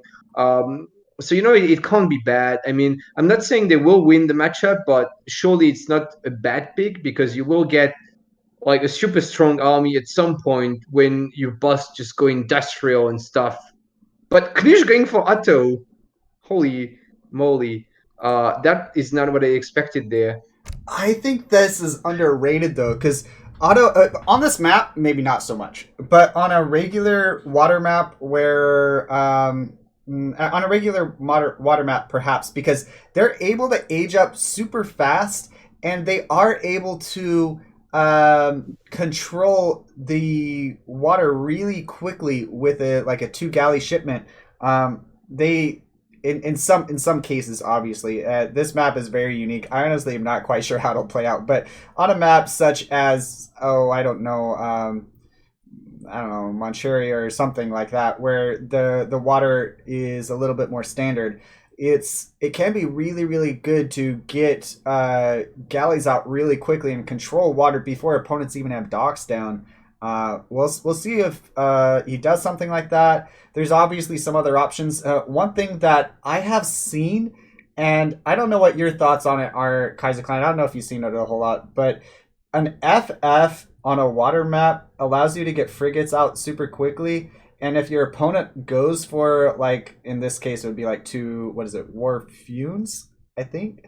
Um, they if it goes for something like that, then and you just FF send frigates, you're not really hindered by it, and the frigates are so much stronger than caravels or relative units. It can actually do a lot. I've been surprised by it before. What do you think about that? Frigates are, in my opinion, a little bit disappointing in water fights. I think Interesting. frigates are extremely good against land. Like they do good against artillery, they do good against units. They have that sweet 75% range resist, so you can't ever really kill them with units. They have the extra range, which is huge against cannons. But honestly, if you fight with caravels against frigates, it doesn't feel like frigates are extremely good or anything. So, like, Otto might even want to ship 3 galleys before the frigate. Like, 3 galleys is more resources, and I'm pretty sure 3 galleys beat 1 frigate if you just fight. So, yeah. Either way, Mito surprised by that Ottoman pick for sure. Not what we expected either. Otto does have some decent water options, but obviously you don't have a trading post on this map, which can be a problem. Um,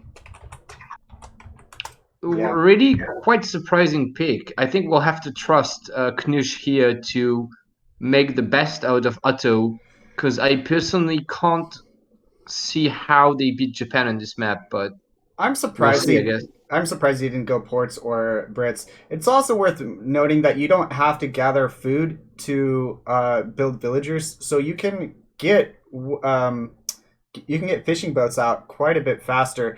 I wouldn't even necessarily be too surprised if he stays age 1 a little bit and just gets a bunch of units out. He sends schooners ASAP or something and gets a bunch of fishing boats out. That's an option.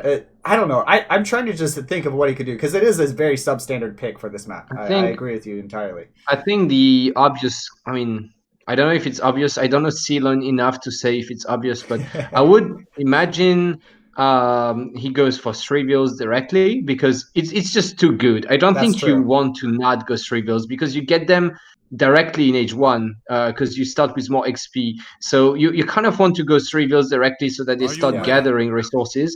And then you can go schooners after because, well, you had an extra shipment anyway. Yeah. So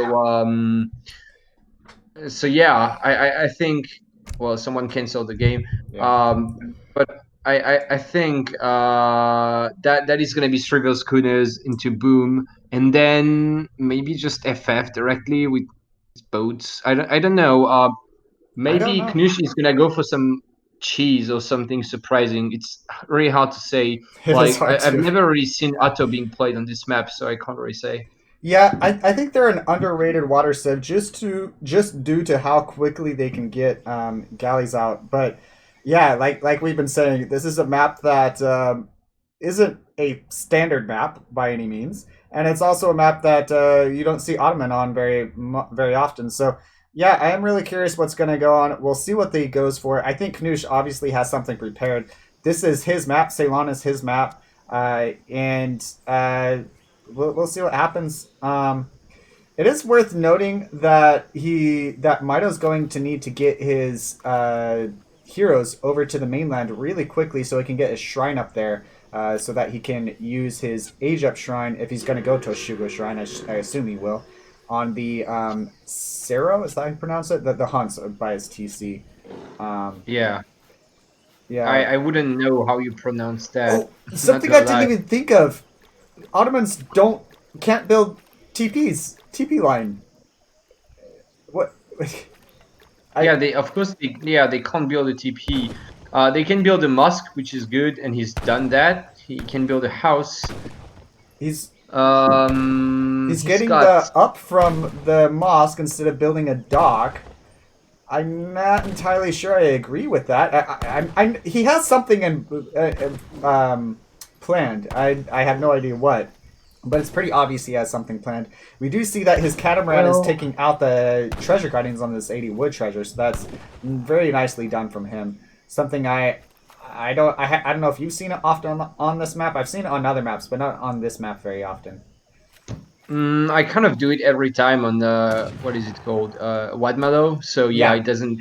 Yeah, but surprisingly, not a lot of people do it. But I think it's really good. Yeah, for sure.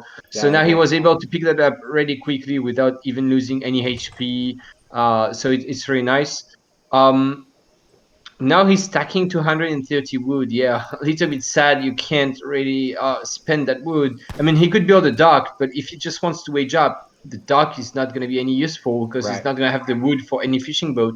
So I think Yeah. he's just going to keep this wood and indeed build a dock soon because he's got a second card on the way, which kind of has to be schooners, right? So Yeah. I think he will build a dock soon and start chopping wood and just water boom from there, Yeah. which makes a lot of sense. Oh, actually, he canceled the card. So he's not shipping anything. He was FF? shipping something, and then he changed his mind. So, FF or the he's planning on shipping 2 galleys. I think it's one of those two. but I he can't could imagine what else it'd be. probably still ship to Galise. I mean, he's got the mask, which gives Yeah, that's XP. true. So I think he could go for the. Now he's shipping schooners again. I mean, I think it's schooners. A bit of a hesitation here from Knusch. I can't really blame him. I mean, I wouldn't know how to play Otto here, but I think he was shipping schooners and then he changed his mind and canceled it. And then he was like, what else am I going to do with my wood anyway, or with my shipment? I have to do something. So he just like ships schooners again now. Which is a little bit sad because he could be already queuing some fishing boats, but now he has to wait for schooners to come in. So instead of, well, he just doesn't have boats now, which is sad. Now it Yeah, comes in finally. A bit of a mistake here, but just a bit of a hesitation from Knusch, nothing too bad. And now he's gonna start pumping out some fishing boats. I really like the use of the catamaran. You drop off one ville, build one dock, send it farther forward, and build another one. Where is it going with that? Okay. Yeah. Obviously, it's going to slow down the fishing boats coming out just a little bit. I think perhaps he was waiting. Wait, he's sending a third card before he even hits H3. What? It's probably He canceled it. Canceled He's it. gonna Okay, ship okay. something else. I think Knusch really kind of doesn't know what he's doing right now. Perhaps. He is sort of improvising a build, Yeah. so now he canceled it and now he ships something more standard, maybe 700 wood or 700 gold, but Yeah, I don't know. It's confusing to say the least. Um, yeah. it's worth noting that his home city flag is pretty near the shore, so if he's shipping 2 galleys, I think they'll both spawn. But I wouldn't want to risk it. It is possible to have it too close to the shore that you don't get both of them. I think it's probably fine there, but I that just brings back memories of previous games where it pretty much was decided by something like that. Imagine one of those galleons not spawning. That would be game changing for sure. Yeah, thankfully he was going for 700 wood, so he's just gonna keep pumping boats, and it makes sense. I mean, he's got three docks, right? Japan ships the fumes really in the middle between 2 docks. So he's gonna have to find a way to make it work. Looking at Knusch, he has a shipment, so he's probably gonna be sending 2 galleys pretty soon here. But yeah, those fumes very effective. I'm curious. I don't know if Knusch is going to send the 2 galleys or advanced docks. I think 2 galleys would be a little bit better at this point. But yeah, those fumes have. They're really good. They're really good. A little bit. I think. No, they're basically the same. They're pretty comparable to caravels. But the duck will go down, which is nice. Knusch doing a really good job of kiting with his catamaran, just buying time and being annoying there. But meanwhile, not doing the greatest job at macroing. Knusch has been popped, or basically popped at 30 pop for a long time. He needs like at least one house and make boats. Like he's got schooners, he's got a bunch of wood. He needs to make fishing boats, but he's just popped. I think he's training a caravel. I mean a galley prop. Yeah, he's got one in queue. But he needs to macro. Oh, Mitoe going for improved warships already. That's very aggressive.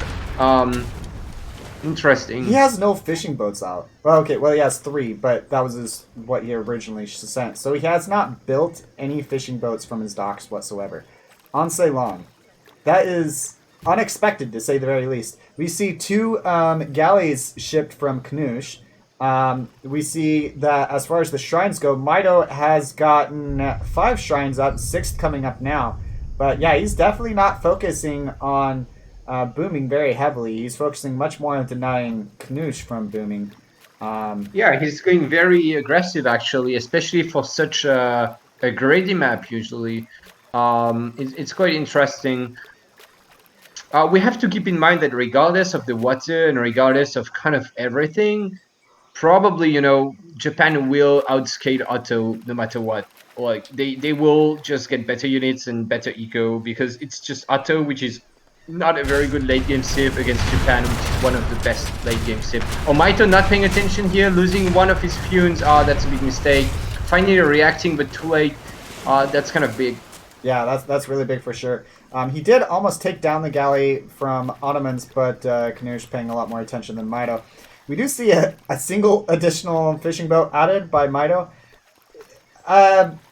If Knusch keeps on booming on water, and if Mitoe... 3 fishing boats sent there. Ouch. Ouch. What? That's from the consulate. That's from the consulate. Yeah, I don't know what he's going to do with those. Where's it? Oh, man. Mitoe got the card. I was talking about with him in some stream. Whatever. I mean, look at his deck in H2. He's got the card that fishing boats. turns fishing boats into... Yeah. Well, I mean, they're still fishing boats, but they can fight. And they're actually strong. And it also gives them 10% HP, apparently. Yeah, I would love to see that card come into play. Like, that has to be the first time we even see anyone in a tournament with that card in deck. So if you can even ship it, that would be great. But yeah, anyway. It's not usual, that's for sure. What are you going to say about Knusch? He's going to age. So here's that. Mitoe maybe over-investing into the warships and not really doing a whole lot with them. Knusch been doing just enough warships to just defend, and it feels like he's gonna get away with aging up for free. And I don't know that Mitoe will already get any sort of window to punish it. He's got one more warship, but with the dock and the defender's advantage, I don't know that one more warship is enough to really push, So it's looking quite good for Knusch at this point. He's gonna be up, and then he's gonna tech up his I mean, he's gonna get free gates and stuff, and it's gonna be tough. Yeah, for sure. I would have liked to see Knusch was not repairing his galley. He had it just out of range. So, not a big deal, but sometimes little things like that can make a big difference. And yeah, that fishing boat card would be really nice if Mitoe had fishing boats, but he doesn't. He's got 4 fishing boats, I believe. Let me look at economic units to confirm. Oh, he has 7. Oh, he has the 3 that he sent from the consulate. But yeah, Mitoe. So early on, before there's like a lot of fishing boats out, before the armies are pretty comparable, you can make something happen with warships in H2. But once both players have some units out, the water is heavily in the defender's advantage. And so you don't want to usually be teching into that too much. It's not until age 4 with the monitors where the attacker can definitely push into the opponent. But yeah, I'll see what happens here. Mitoe sending 1 unit back, takes out a fishing boat, and then is gonna lose it. Yeah, what's he doing? I don't know. It's confusing. Yeah, I think Mitoe just doesn't have much of a plan. I don't recall him practicing any... the frigate. I don't recall Mitoe practicing any sort of Japan gameplay on Ceylon. He didn't expect to really have to play it. And it looks like, I don't know, Otto just seems to be in a good position here. Mitoe is nowhere near aging. He doesn't try to age. He's shipped European cannons, which is basically offshore support. Right. Has been nerfed in EP, but does still give 2 range and 20% attack, I believe. But it just becomes tough. Like Knusch can just reach the Mitoe is capped at 5 funes basically, while Knusch can get 5 galleys and the frigates. So he's, no matter what, he's gonna have the ability to get more units on water basically. So I don't know that even 5 upgraded warships, because if you look at Mitoe's warship, they're quite jacked. But is it enough to kill like 2 frigates and 4 galleys? Like I don't know. It's looking quite bad for Mitoe at this point. I think we're almost coming to the point where it could be GG. It doesn't look like it, but I just don't see anything Mitoe can do right now. He's gonna try to age, but it's gonna be a long time until he's age 3. Economically, it is pretty close. 55, 54. Despite not having fishing boats out, those shrines doing a lot. Mitoe does not have Heavenly Calming on them, worth noting. He does have the Teshugo Shrine, of course, for them. But yeah, those galleys, frigates are worth a lot. Yeah, definitely interesting. I think both players kind of came into this game without quite having a specific plan. It definitely seemed to be that way with all the canceling of cards by Knusch and Mitoe. Mitoe, I don't know what Mitoe's doing, to be honest. We do see him aging to 3. That let's go. He is aging with the Golden Pavilion. All right. The Golden Pavilion only affects land units, correct? It doesn't affect water units at all. I wouldn't know. I believe it only affects I want to land say it does affect warships, but I'm not sure. I'm really not sure, but I feel like it's all range units. I know it works on flaming arrows, you know, so Yeah. it could also, if it works on artillery, it could also work on warships, but Yeah. I'm really not sure. We'll have to see, I guess. Yeah, for sure. Yeah, Mitoe is aging quite late, and I know the eco looks close, but you Knusch have is to going keep in mind. H4. Yeah, he's going industrial. You have to keep in mind that it's Otto against Japan. You know, like if Yeah. the eco is similar, then That's true. Otto is winning. Like usually Otto is really far behind in eco, and they still can win. So now if you have the same eco, yeah, it's just not looking good for Japan. Yeah. Otto could even add a second TC maybe soon when that guy goes back up.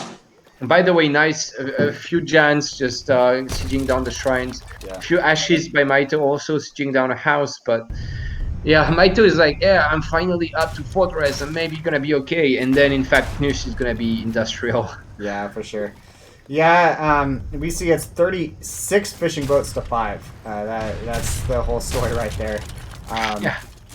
I'm not quite sure what Mitoe was doing. I think it's better to go fishing boats than shrines.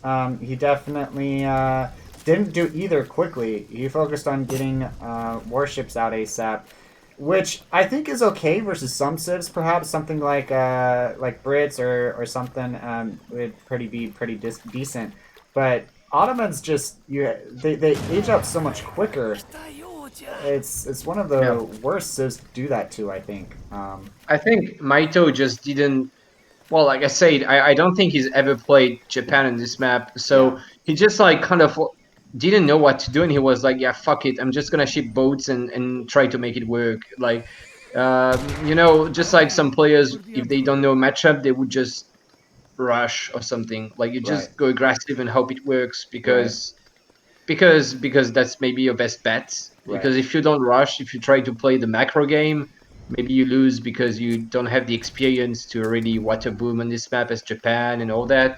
So he was like, yeah, I'm just going to ship boats and try to make something happen. But obviously it didn't really happen this game. So he's looking to be in a quite good spot. It's not quite GG yet, but it is looking really good for Otto. Yeah, it is for sure. Factory coming out right now.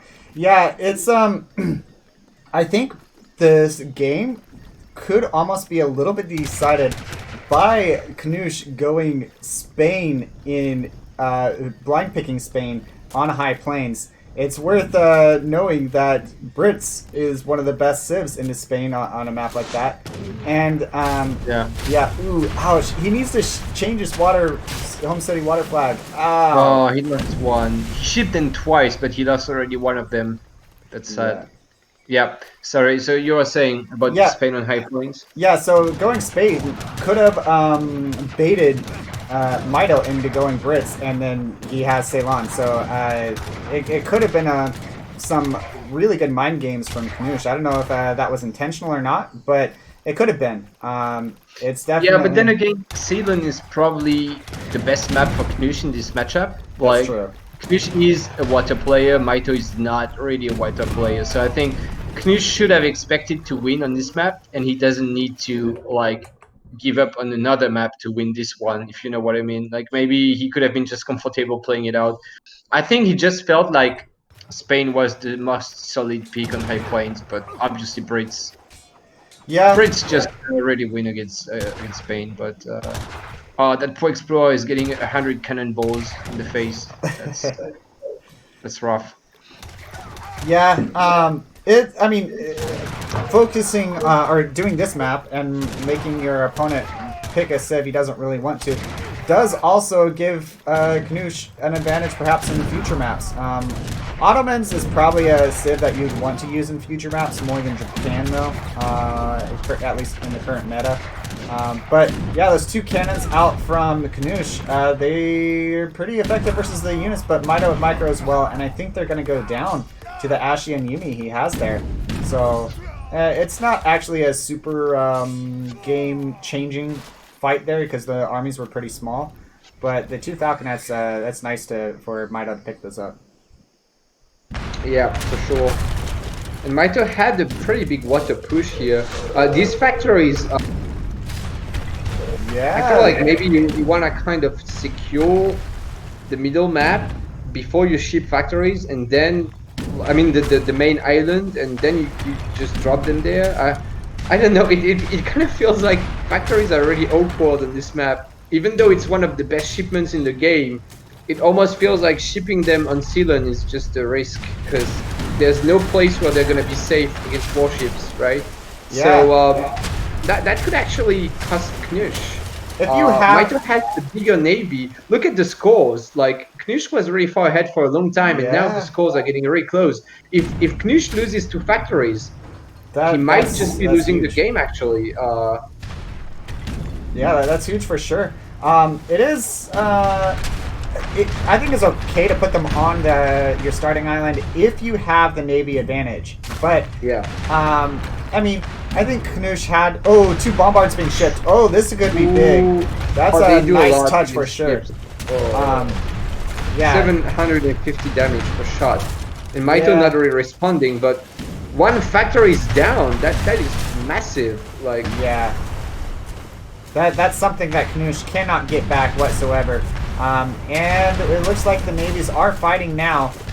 So this, we'll see what happens here. But those bombards were really, really nice. I think if those bombards weren't sent, then the other factories probably would have gone down if Mitoe could have actually gotten in the little gap there on the bottom. It looks like he was having trouble with that. Yep. But, yeah... Knusch finally adding a TC, but maybe a bit late. I think he could have tried to secure the main island, his island a little bit earlier with TCs, and maybe have them next to the factory. Get an arsenal, upgrade your buildings against warships. It's a really great upgrade. Yeah, losing a factory sucks, but Knusch is still in a good position. I mean, he's still winning. But, you know, you don't want to stretch it too much late game against Japan. By the way, Mitoe did not get the attack upgrade for his warships in the dock. Okay. While Knusch did not get the HP upgrade. Sort of a bit sloppy from boss players. I mean, I feel like these upgrades are extremely good in this kind of game. Yeah, so you kind of want to get them out as soon as you can. Two flaming arrows by Mitoe. As he's aging questionable to 4. card. I don't know. Yeah, as he's aging to 4, I think is the questionable aspect there. We do see Knusch has a monitor out here. I'm not sure. I think he must have taken down a building or something. I don't know. He has low HP on that. That's for sure. Yeah, it's quite low HP. We do see the Daimyo Wonder. What is it called? My mind's blinking right now. The Shogunate is coming up for Mitoe. He does have 3 TCs on his starting island. I would hate that. I would hate that, having to transfer all those villagers to the main island just to gather resources. He's not, with the position of his buildings on his starting island, he's not even going to be able to build many mills and plantations and stuff. It does provide a better defender's advantage there, but that third TC is pretty far back, so I don't even know that was necessarily built for defending. Yeah. Yeah, like I said, I kind of like the TCs to cover the factories, but then you need to have them next to the Right. factories, which he didn't. And also, you can always just build outposts, which he's gonna do now actually, but a bit late. And like I said again, you need to get the arsenal upgrade because that upgrade just adds 50% damage to all your buildings against warships. It's Yeah. absolutely impressive. It's like Yeah. it's literally like counter infantry rifling, but for your buildings against warships. So on Ceylon, that has to be good. And a bit disappointing from Knusch not getting it. But yeah, that single Fune here just harassing a little bit. It took down a galley also. So Oh, nice. well done by him. Yeah, heated shot is really good arsenal up for Yep. your defensive buildings. And then yeah, we do see that that Knusch has gotten the HP upgrade from his dock on his ships. Mitoe has not gotten the attack upgrade yet. Big fight here though, right here. Wait. Um, Yeah, but look, Knusch just pulled back his monitor and left that boat with 6 HP, and yeah. it's still killing fishing. I think it's just funny, but yeah, it doesn't matter all that much. But yeah, there's a big fight there. Also, Mitoe has to defend his Shogunate, of course. But now he's shipped 4 flaming arrows, and if he upgrades them to industrial, finally that galley going down here. If he upgrades them, they're gonna get the multiplayer against cannons. So these bombards will not do much at all. Well, even now they don't do much at all. I mean, wait, 4 more flaming arrows? That's 10 flaming 10 arrows flaming for Mitoe. arrows. Like, I mean, at this point, you've seen only Janissaries from Ottomans, you've seen the bombards, and you know his warships. So flaming arrows are good versus all of that. As long as he has enough Ashy to defend against Cav, then he should be totally fine there. yeah, I just don't know that in this kind of macro game where you want to play greedy, you know, I don't know that shipping 2 and 4 and 4 flaming arrows like that is ideal. Maybe he could have cut one of these, like cut the 2 flaming arrows and get close combat instead for his ashes. I think it would be better than two extra flaming arrows, because it's really the kind of game where you want to go heavy on grades, because it is going to go to late game. I mean, we already are late game, and you don't really want to be shipping 800 resources worth of units. You want to be upgrading your units. So close combat would have been better, I think. But regardless, that's a scary mass of flaming arrows here. He's got the... Wait, what? He cancelled it. He was taking the God Flaming Arrow upgrade, and now it's not here. That's such a cheap upgrade. I guess he was wanting to do something else with this wood. Oh, probably get shrines down would be my guess. I don't know. Yeah, his house. Maybe that's why. But I know I saw his flaming arrows being upgraded, and now they're just not upgraded. So kind of surprising. It's a really good upgrade. But I'm sure he will get it shortly, unless he forgets. But Right. Flaming Knusch arrows still extremely hadn't scored effective. the whole game, but I don't know if Yeah. it really matters. Yeah, go ahead. Yeah, as the game goes later and later, Japan gets stronger and stronger. Yeah, flaming arrows extremely effective versus ships. So this army is not going to be able to really be countered currently. At least we do see a stable that was recently put up by Knusch, so perhaps he's going to go into that. But Ashy are pretty effective versus cavalry. Well, at least with ups they are. He doesn't have any ups versus cav specifically yet. I had a question that I don't know if you know the answer to. What if you have a daimyo, you have the home city gather point be there, and you have the daimyo in a ship somewhat close to your opponent's island, and you ship units? Do they go straight to that island? I have absolutely no idea. It's not something I ever thought about before. I know that if you have an explorer on a ship and it goes down, it just goes to the closest land spot. So I don't know. That could be an interesting way to land on the opponent or something of the like. But Knusch revolted. Man, Knusch was stacking the resources for Imperial. Like, look at his resources he's still got. And I was like, yeah, well, he's gonna go Imperial, you know? It's a kind of game where you Which is great, and then he revolts. Well, you get the Imperial Hussar. You already have the fishing boats. He's not going to be able to build more ships, so he might lose his fishing boats. With all the flaming arrows do go down, and those Colonial Militia and Hussar are going to do what? On this map, I think a revolt is worse than average in 1v1 at least, because if you lose your navy, you can't gather more wood. His other factory is going down right now. He's not going to be able to. He's not going to be able to defend on water at some point. Just what do you get from revolting now? Like what do you actually get from revolting? You get Imperial Huts. Yeah, Imperial Hussar. Ashes, and you can ship the ironclads, but you're not like on this map. You have to control islands, and so you have to have water control. You don't have any choice there. And Mitoe's just gonna make ashes now. He's got 3 barracks and a choke, so these huts are kind of useless, and the ashes are just so much better than Colonial Militia. Look at stats. I mean, it's not the same. It's not the same unit at all. Like all huts going. What?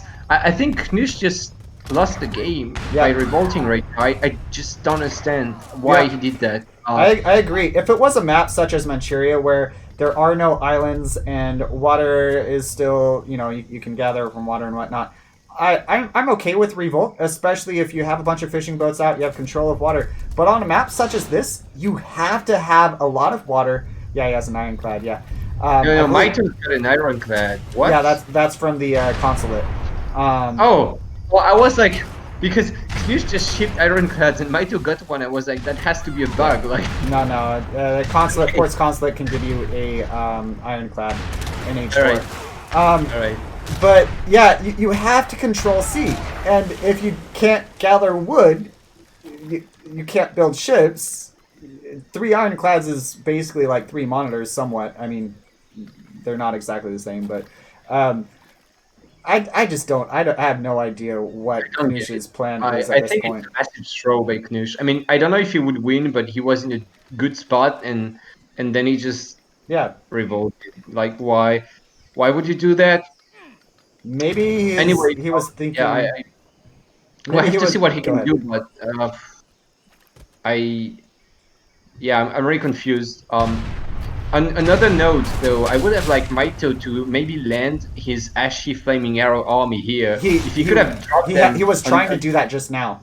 But earlier, I mean, because now he doesn't have flaming arrows, but when he had 10 of them, he could have gone on that island and just wreck everything. Even just getting all the houses down is like so annoying for Otto, because he has to rebuild like 10 houses and he can't make units meanwhile. So, but yeah, back on what's happening now. I mean, if you look at the stats, well, obviously now Japan is way ahead in eco because Knusch doesn't have any veal anymore, and I don't know, like, not really ahead in military either, even though he just revolted. He's got more units, but his units are just bad. Like, Colonial Militia are bad at this point. And the Hussar are fine, but not versus pure Ashy. I just, like, a revolt, you have to seal the victory fairly quickly. Revolting is a good way to seal off a game. But it's doesn't give you options on water. If you have a bunch of wood incoming or something, he has his Knusch does have his factory on wood now, so he at least has that. But I'm kind of at a loss as to what he was thinking. Perhaps he was just thinking, all right, well, I'm versus Japan. I need to seal the game off quickly, revolt. But Imperial would have been so much better. It would have been. It really would have been. He was stacking the resources for Imperial too. And look at his macro now. How do you remacro when you don't have veals? I guess he still got fish. He could switch his fishing boats over from ways to fish. Try to stop stacking gold, because like Knusch has 5k gold right now. But like it's not easy to remacro after you revolted like that. So all Mitoe has to do now is get flaming arrows and kill the Gatling guns here.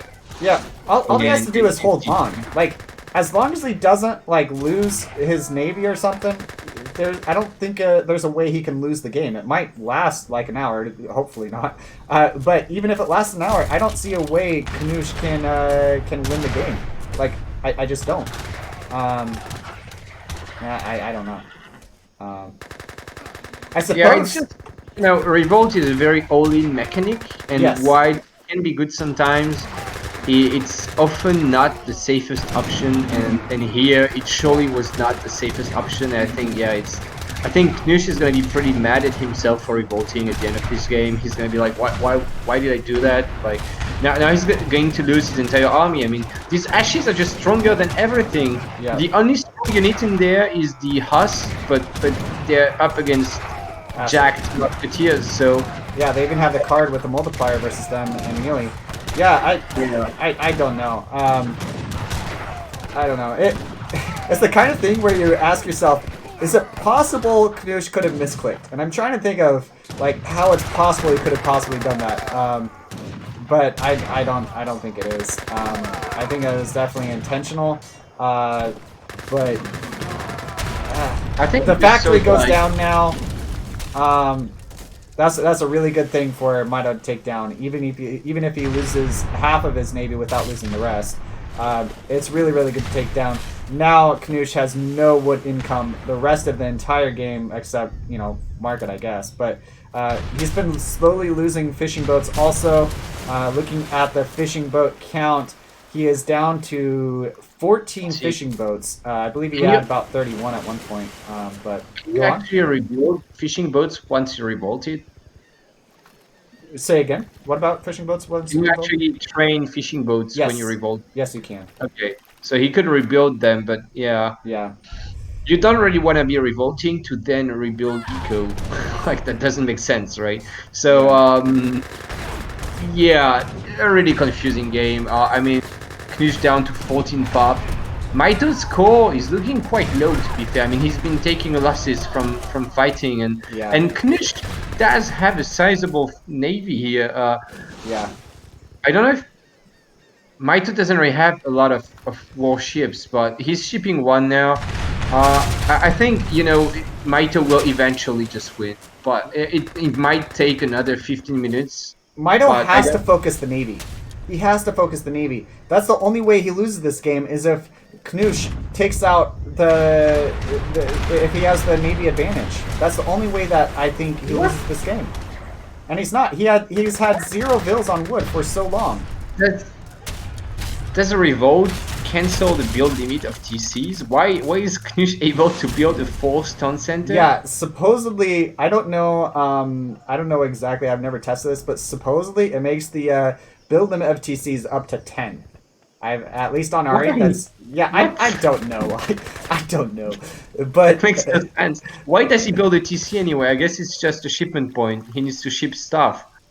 But why build it there is the big question. If you're gonna build it along the shore or something. But I mean, yeah, that's a good point. It could be along the shore, but I mean, he just wants a shipment point on the main island because he's been shipping units on his small island all the time, and it gets really annoying to ferry units every time, I guess. Yeah, But okay, that's true. so 4 stun center going down, very normal game.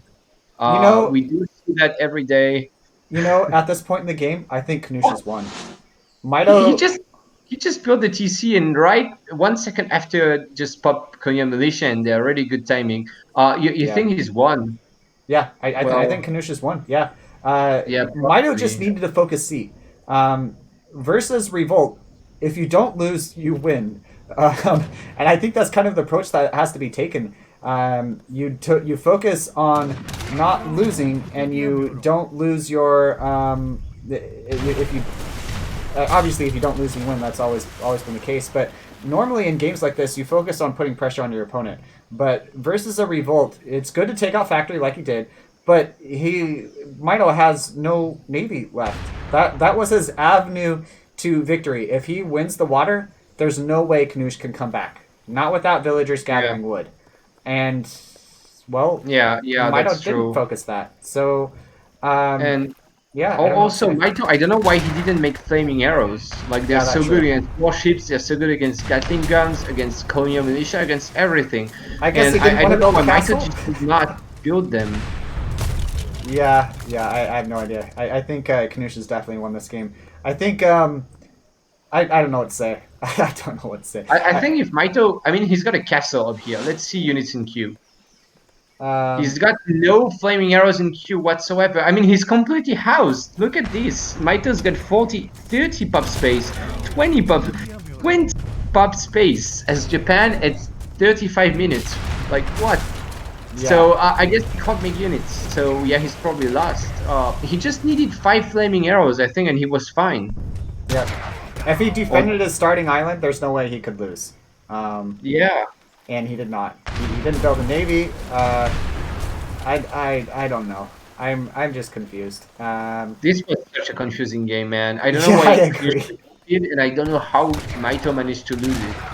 But Not building fishing boats whatsoever is also confusing. Mitoe built, I think, like 1 fishing boat the whole game. He shipped a couple, but yeah. I don't know what to say. I think Knusch is in a very commanding position. I don't think Mitoe can come back with Navy, and so therefore I don't see an avenue to victory for him. Well, then again, we have to keep in mind it's kind of never over against a revolt. I mean, I remember winning a game myself where I had like 5 CDBs, and I just eventually won because if you get to, kill his explorer and get the TCs down, and he's got no shipment point anymore, and yeah, like he has no eco, so Mitoe is losing quite badly now, maybe, but he's still got eco and Knusch doesn't. So yeah, I don't want to say the game is over. It definitely feels. We like never know is, what but... happens. It's a revolt. It's a must all-in situation in the game, so we have to see.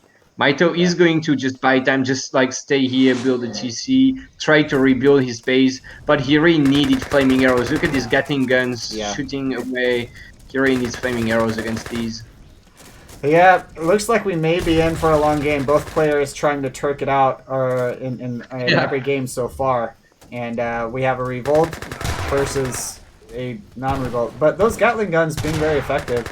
If Knusch is able to push this right here, all those shrines and whatnot, there's no barracks up for Mitoe, I don't believe. He does have this here, able to train units, but it's probably going to go down soon. It's barely, it's gonna die. Yeah, I guess Mitoe's lost. He's got 30 bills, but they are probably all. These bills are probably all around. They're all here, so this is gonna go down, and then Mitoe has nothing. Yeah, he's got clubs here idle for a long time, and some bills as well. Wow. That was one of the most unstandard games I've ever seen. Like, I don't know what happened in this game, but yeah. Yeah, no, I agree. A lot of questionable things for both players. Apparently, Knusch knows better than both of us. Revolting on Ceylon is better, but I think it's really just Mitoe not playing correctly. And that's I think Mitoe should have won when Knusch revolted, honestly. But if he focused water. If he just nuked all these, like if he just nuked the small island with just like dropping his army there, I think would have been tough for Knusch.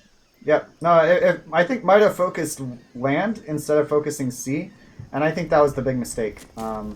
I think perhaps he was focusing on trying to control the whole middle. I think a lot of the game he did not have shrines due to Knusch focusing pretty heavily on taking the shrines out.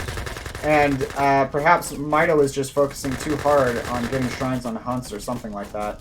But go ahead.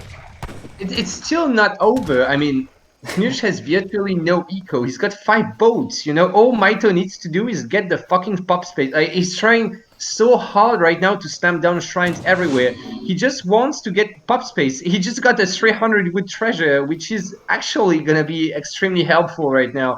He's slamming down more shrines, just trying to get a castle up, I think, and just get the pop space to make flaming arrows. And then if Mitoe can kill this army, like, he's actually maybe okay, because Knusch has no eco whatsoever. And when Knusch is out of wood, like you said, he can't do anything anymore. Knusch has spent resources into 10 guard hustles right now, but that's almost his last resources. He doesn't need a castle. He's got a shogun. Yeah, yeah. I guess that also works.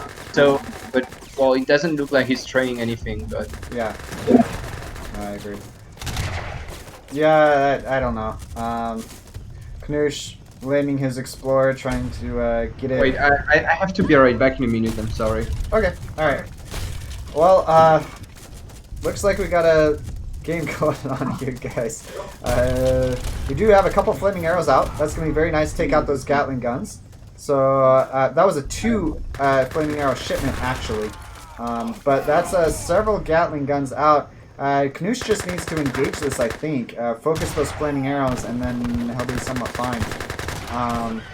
Shogun trying to make it out. And, oh, nice shot from that Ironclad. That is, that's GG. That was a crazy game. All in all, I think this game was set up, perhaps, I don't know, I'll have to ask Knusch after the game, but if he intended to draw out the British pick while playing on High Plains, that was really, really nicely done by him. But yeah, we do see Knusch takes that game. Units killed 342 to 310. Combat XP, huge favor over to Knusch. A lot of that is buildings. Looking at res gathered, pretty close throughout the whole game. Even after the revolt for a long time, it was pretty close. Those factories and the fishing boats doing a lot.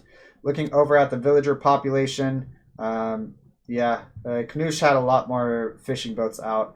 And then, yeah.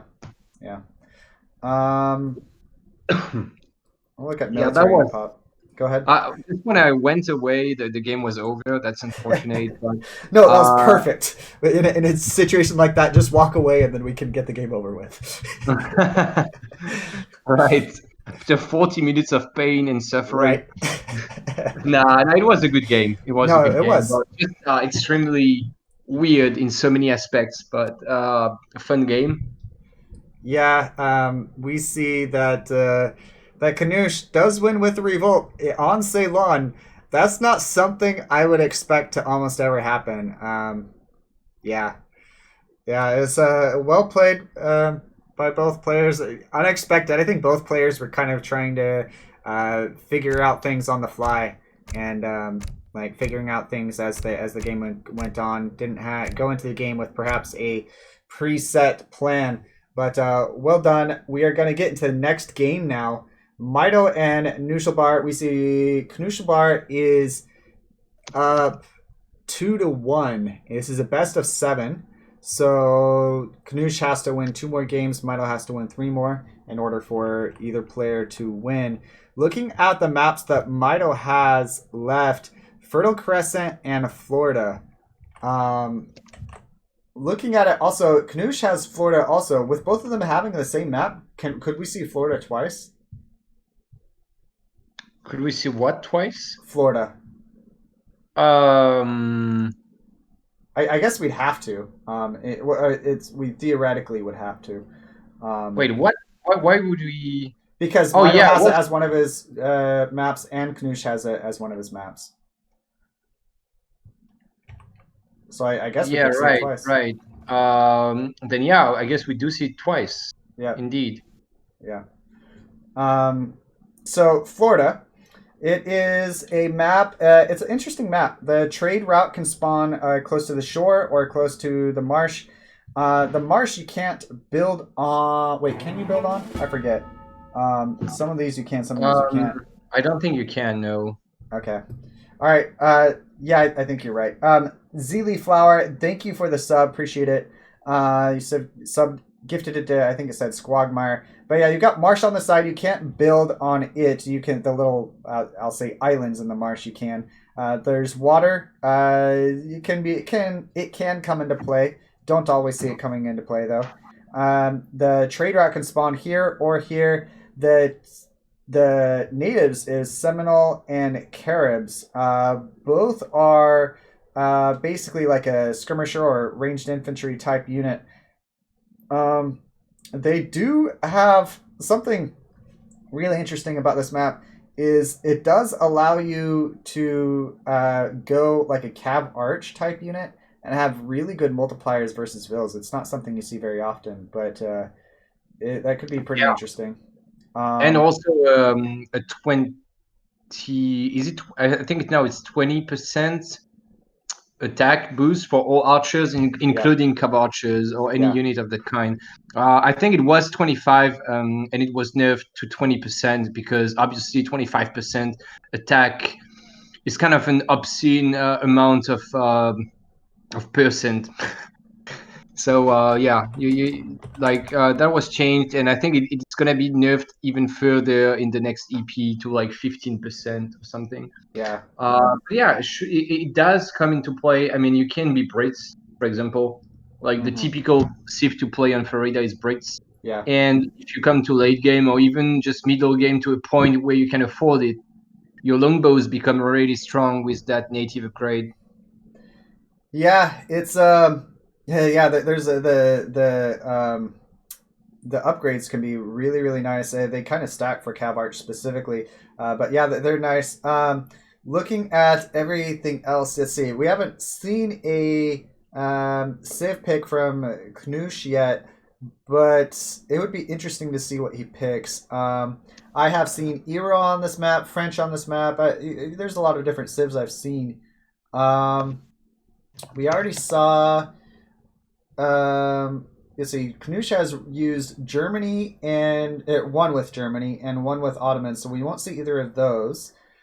I feel like Ottoman is a half decent pick for this map. Germany, I'm not sure I'd pick it on this map, but I think Otto is kind of bad here because you don't get the livestock, you don't get the good treasures, you don't have a good stagecoach. Like I just wouldn't play. I just wouldn't really play Otto here. Hero is nice. It's not the best Hero map, but you do get the ability to buy wood at your market if you get a coin start. So you can kind of, most of the time, you can go for a farm and get the sheep and fatten the sheep, or you can go for a TP and that kind of stuff. So it's a good Hero map. Maybe not the top civ to pick on this map. I've seen it blind picked fairly often, actually, in 1v1 pro tournaments on this map specifically. I don't know. Maybe they know something we don't. The farm with the livestock is a nice touch. I agree. Yeah, I've played Hero myself in tournament against, or maybe it was a show match as Hero on Florida, but like Knusch usually goes for Brits, and Brits is just probably the top civ in Florida. So I'm kind of surprised he didn't go Brits. Yeah, we know Mitoe can't go Brits. He can, I believe, he can go any other civ though he wants. Versus Hero, French is the first civ that comes to mind. Often France is picked into Hero. What other civs do you think he might possibly pick here?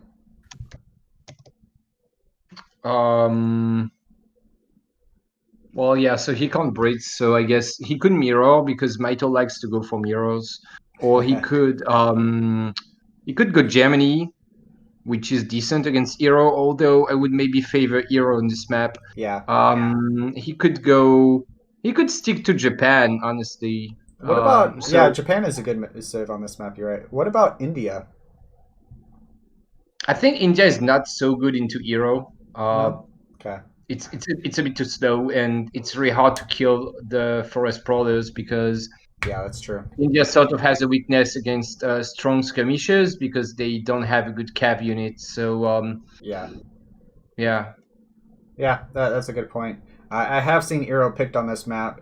India picked on this map. The livestock is a nice touch, and you can use it. If you're lucky and the TP line spawns near the shore, you can use your Agra to both control TP line and the shore at the same time. So it can be nice, but yeah, versus Hero, it's definitely something we won't necessarily see. Trying to think of what other civs Mitoe possibly could pick. Well, I mean, France is also a good pick. Yeah. I mean, yeah. I feel like Hero does quite well against France overall, but yeah, it's just solid, and France is so good in Florida. You can do so much in H1 usually. Like almost every game, you get to build a TP and get hunting dogs and age in time, or you can go 12-10 and age like super early, or go for a 13 age up. I mean, there's so many options, but no matter what on this map as France, it feels like you should always have a really, really good age one, and that alone is maybe enough of a motivation for Mitoe to go France here. Yeah. Yeah, good point. Yeah. So yeah, you know, like, let's say you get the correct start and a couple treasures, you can get hunting dogs almost for free. You can eat a couple sheep and you can age up 12-10, like you just up at 335 or 340 or something. Then you can deny the forward war hut, so hero has to go in base because you have units already, something like that, you know, and it just completely changes the way the matchup plays out. So we'll have to see how Mitoe plays it, but I can see this map being really great for France. Even though I'm not a fan of this matchup for France overall, on this specific map, it might be France favored. Yeah. Yeah. I'll be right back 1 second. All right.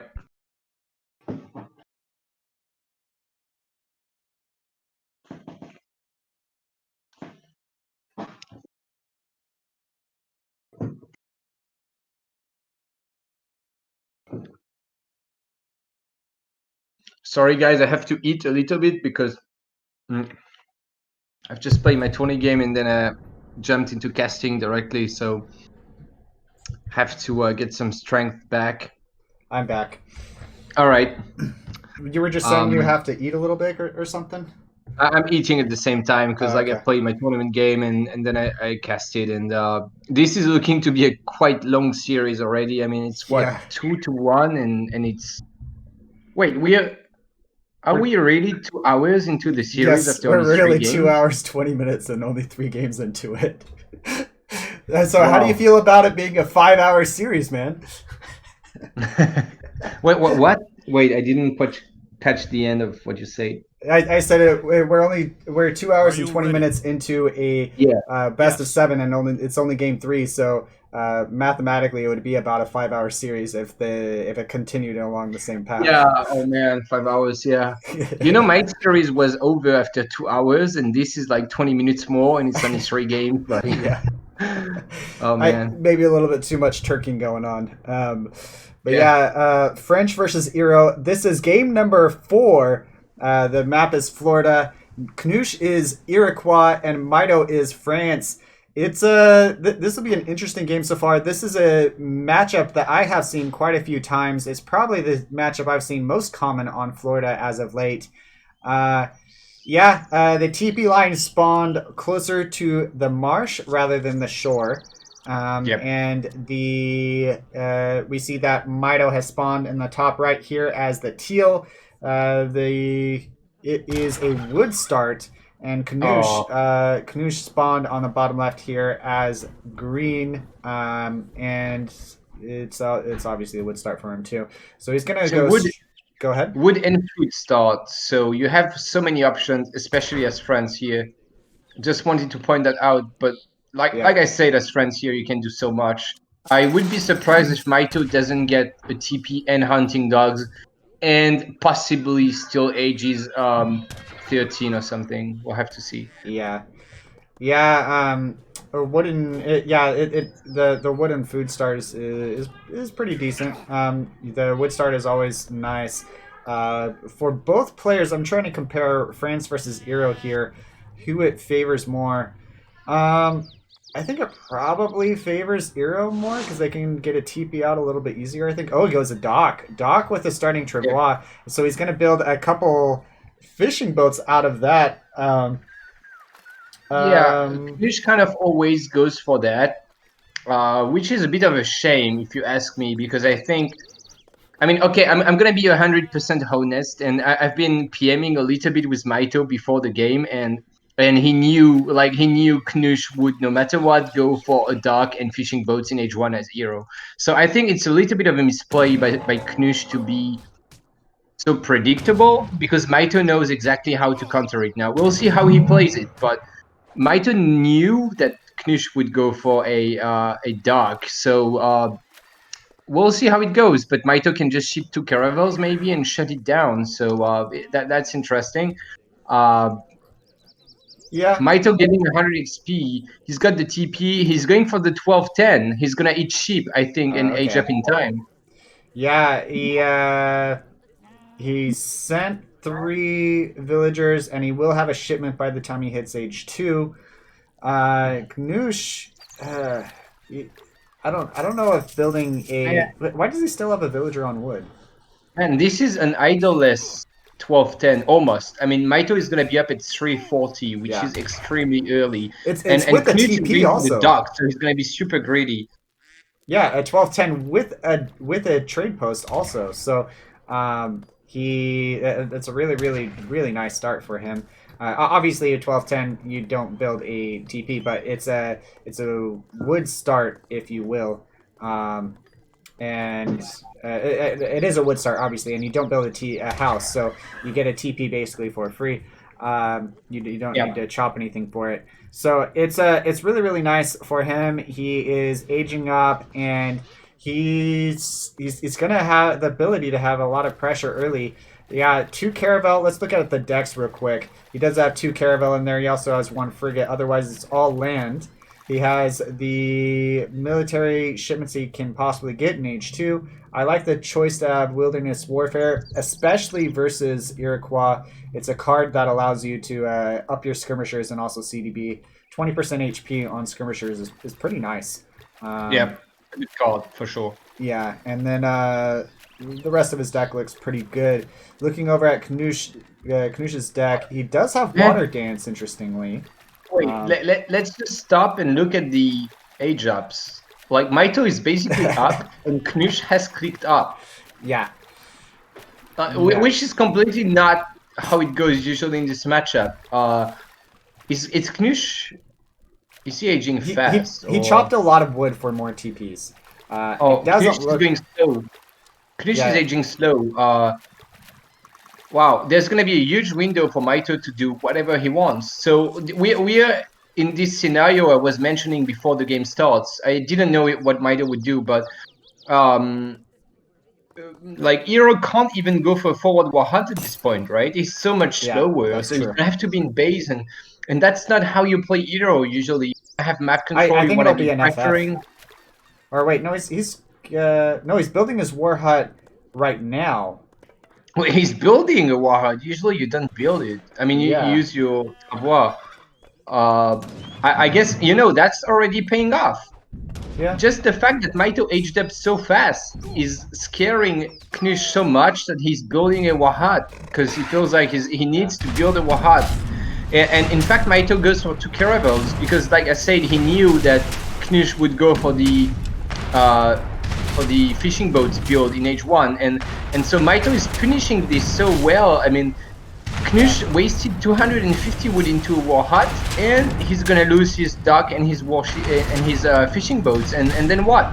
Then what do you do from here as Hero? I mean, yeah, he made no use of his market too, which is kind of a shame. You start with the market on this map, and Knusch never used it. He has no ups on his villagers whatsoever. We do see a corral coming out from that age up Travois. That is interesting. I don't know how I feel about that. I mean, now that he made a war hut. Yeah, but you lose kind of 50 wood. It's just sad. It's just sad for Knusch at this point, really. I just don't. I'm just glad I'm not Knusch right now playing this Tony game, because I don't know what you do here. I mean, look at the eco. Mitoe already got 4 CDBs after 2 caravels. Yeah. Even though he aged, I mean, because he aged so much earlier, he got time to ship 2 shipments before Knusch was even H2. And Knusch will FF, but I don't know how well that is gonna go. Yeah, losing those fishing boats is it hurts. Obviously, Mitoe had to ship shipment to do that. So the dock was an age up Travois, but it's basically 200 wood. He had 5 fishing boats, so that's kind of a 700 wood shipment right there.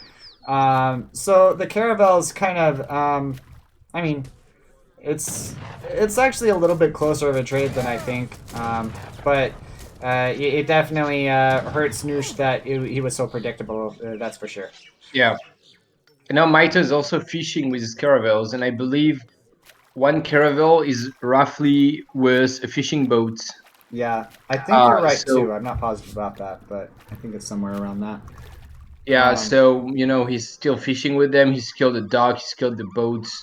Mito's got the full.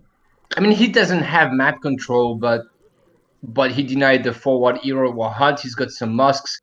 Knusch will age now, but Mitoe is probably just sending 700 gold right now.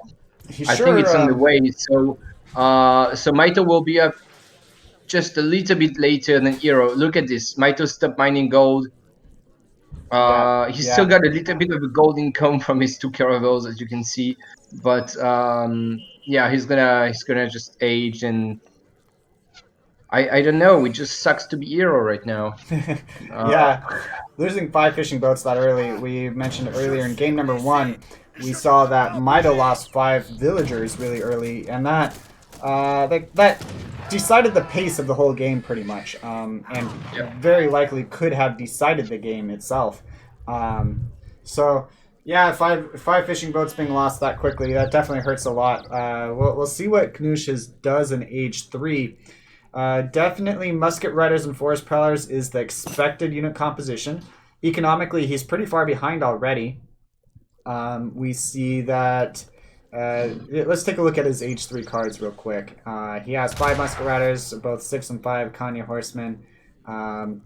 Yeah, he's got some good options there. Knish going for the crack shot, but going to 5 HP. Just makes it out. Dang. That would have been huge, but yeah, barely not losing his war chief. Why is he going forward? But yeah, go ahead. Why is Knusch going forward with his war chief? He was going for the crack shot, but he just was a little bit too cocky, maybe, and almost lost it. But what's he doing with it now? But now I don't know why. I don't know. Like Mitoe can totally. He can kill it with like 1 shot from a CDB. What? I don't know. What is this? What is going on? I have no idea whatsoever. Plus 100 XP over to Mitoe. Is he turking? Yeah, I don't know. Yeah, I don't know. I think he must be drunk or something. But he's gonna. I mean, Mitoe's gonna probably just send 2 falconets now, and he's got veteran musks probably soon coming. So, actually, he decided to make skirms instead of getting the vet musks.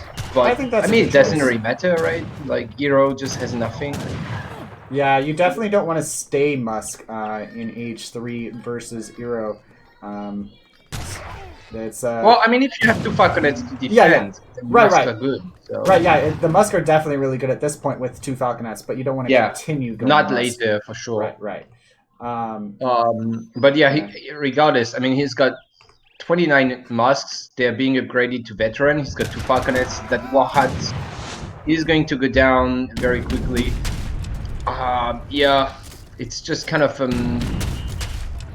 a useless game. I mean, I'm sorry to say that, but it was kind of decided at minute 5 or something, and now Knusch is trying to do his best to win it, but I think Mitoe is significantly far ahead, like too far ahead for Knusch to come back from this. Yeah, I hear what you're saying. It is 151 to 123 score, which is closer than what it feels like for sure.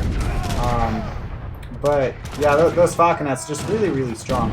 Iroquois don't have a good answer in age 3 to falconets outside of the Kanye horsemen, which have a multiplier versus cannons, but you obviously have to be in range, like you have to be in melee range of the falconets for them to even, attack them. So yeah, falconets are one of the best options versus the age 3 options from Iroquois. Once Iroquois are age 4, then the light cannons can be really nice, but yeah, for now, it's difficult for sure. Yeah, I mean, he's just behind in eco, behind in military. Yeah, not much going on for Hero. He could have a farm, and like some sheep, some fat sheep or something, but he doesn't have that.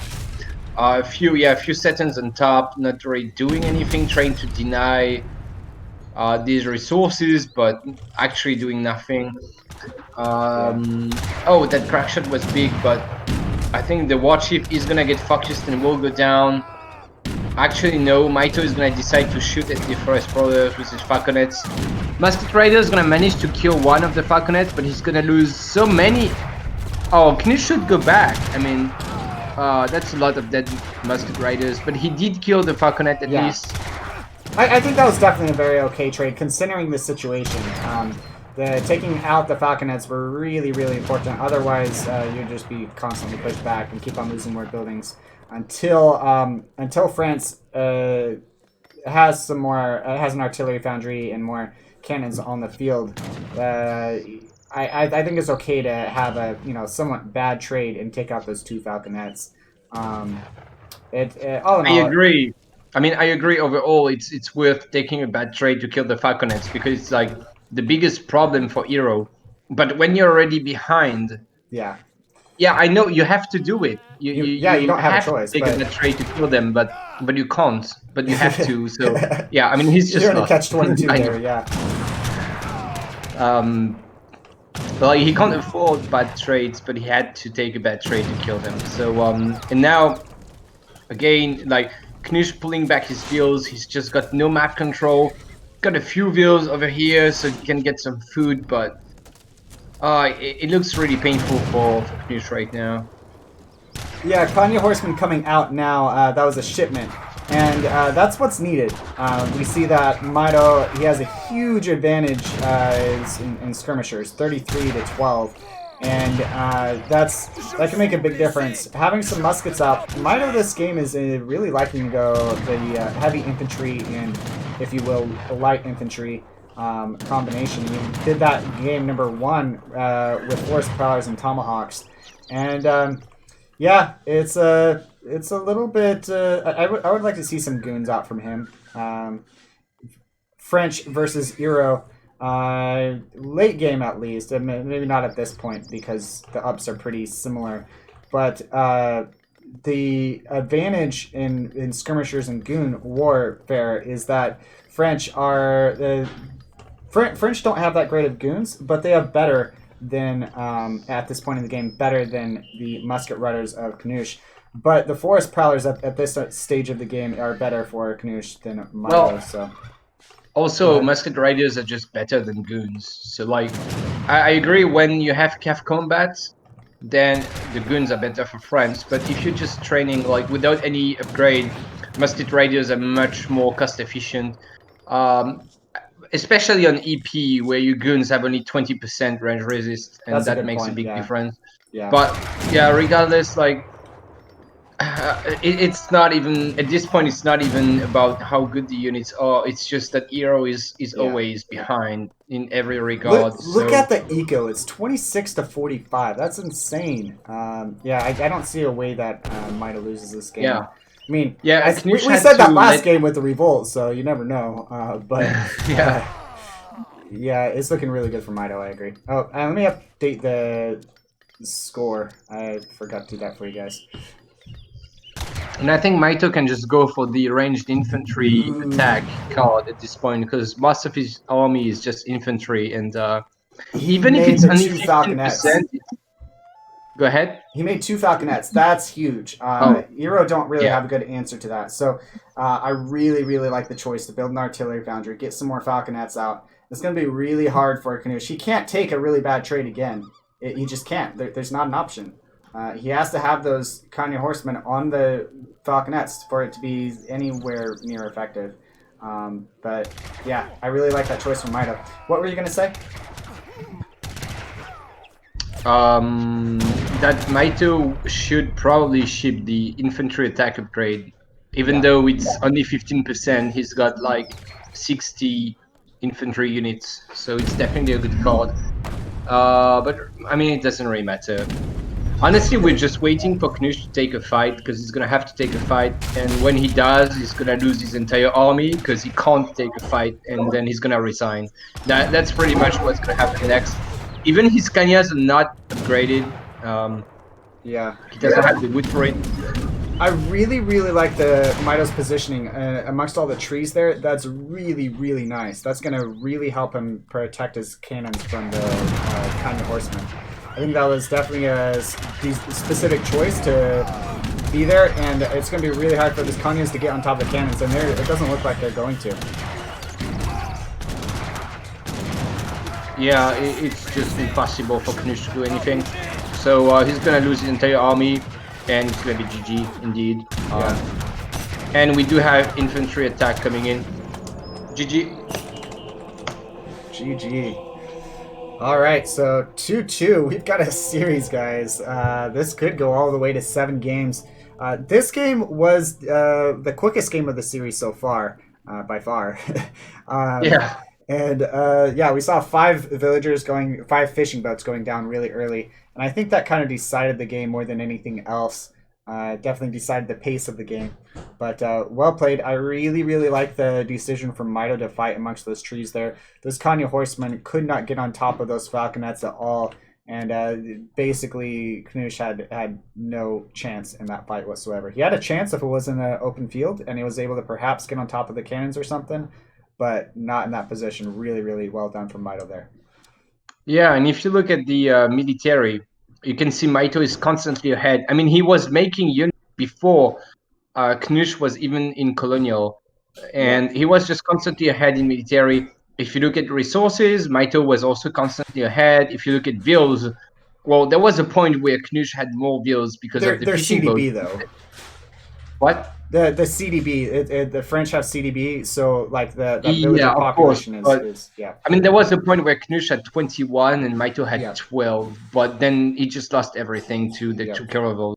And also, looking at the trading posts, Mitoe had a TP up at minute 1, while Knusch took his TP only when he was H3, basically. So actually, also not getting a trading post up, which is kind of the cost for going for a dock in H1. Like, the dock is nice, but you don't get a TP. And then if you lose your dock and your fishing boats, then yeah, you should have gone TP instead, right? Would have just been better. Yeah, sure. So yeah. Well played by Mitoe, I think. Just countering Knusch kind of perfectly, and Knusch not really able to do much in this game. Yeah, for sure. I'm into the next game pretty quickly here. That game was pretty. I don't feel like there's much more to talk about that game. No, there isn't. It's Mitoe takes it. Knusch was perhaps fairly predictable there, and Mitoe takes game number. What was that? Game number 4. So we're on to game number 5 here. The options for Knusch to pick for his map is Florida and Ceylon. Florida and Hudson Bay Summer specifically. So I think perhaps Hudson Bay is what we'll see here, but it could be Florida again, I suppose. Let's think of the civs that they have left. Mitoe can't play France, and he can't play Brits, while Knusch can play. He can't play Ottomans, and he can't play Germans. So, I don't know. Maybe I don't know what to say. Maybe Florida again would be nice. Knusch could go Iroquois again.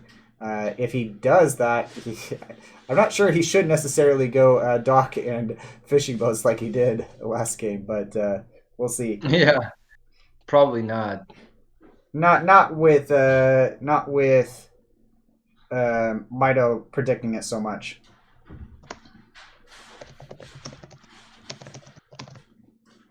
Yeah, I don't know what Mitoe plays here. He could go Dutch or Euro or something like that, but he doesn't have a ton of good picks. I mean, honestly, I think the 2 best civs Mitoe could have picked here would be Brits and France, and he can't play any of these. So it's kind of rough to go into Florida picking first when you can't be France or Brits. So we'll have to see what he decides to play. Oh, I guess China. China is good. Yeah, I was thinking about China. China versus Iroquois, though, I feel like Iroquois would have a I don't know what the players are going to go. Obviously, there's a lot of things up in there. I don't think they've picked Florida yet. I was in here pretty quickly, and I don't know. I'm going to ask them. Yes. Okay. China. It is China indeed. Yeah, I was thinking China, but Iroquois are an option, and China. You want to get to age 3. You want to get that F down, and Iroquois are one of the best civs at rushing really hard, and Knuschelbär could definitely pick that here. So I'm curious what Knusch is going to do here. I have no idea. Yeah, he might just stick to Hero or Yeah. yeah. It's not easy to beat China on this map for sure. I don't know what he's gonna do. Yeah. So versus China. I guess the Sioux. Yeah, there's Sioux. Spain, I feel like, is an option versus China. And he does still have it available. He already played it once, but he lost with it. There is a few TPs you can take also.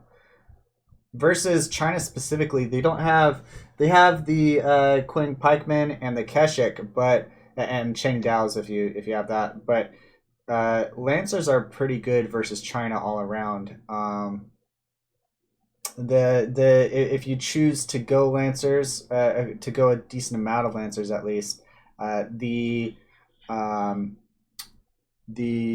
Meteor Hammers and Iron Flails can do pretty decent versus them, or pretty good versus them. It's not even decent; they do really well versus them. If they added rods, that'd be another thing. Iroquois, I kind of expect it to be Iroquois just because that's what he already picked, but he definitely has the counter pick. What do you think are the best civs versus China here? I think Sioux is the best. Yeah.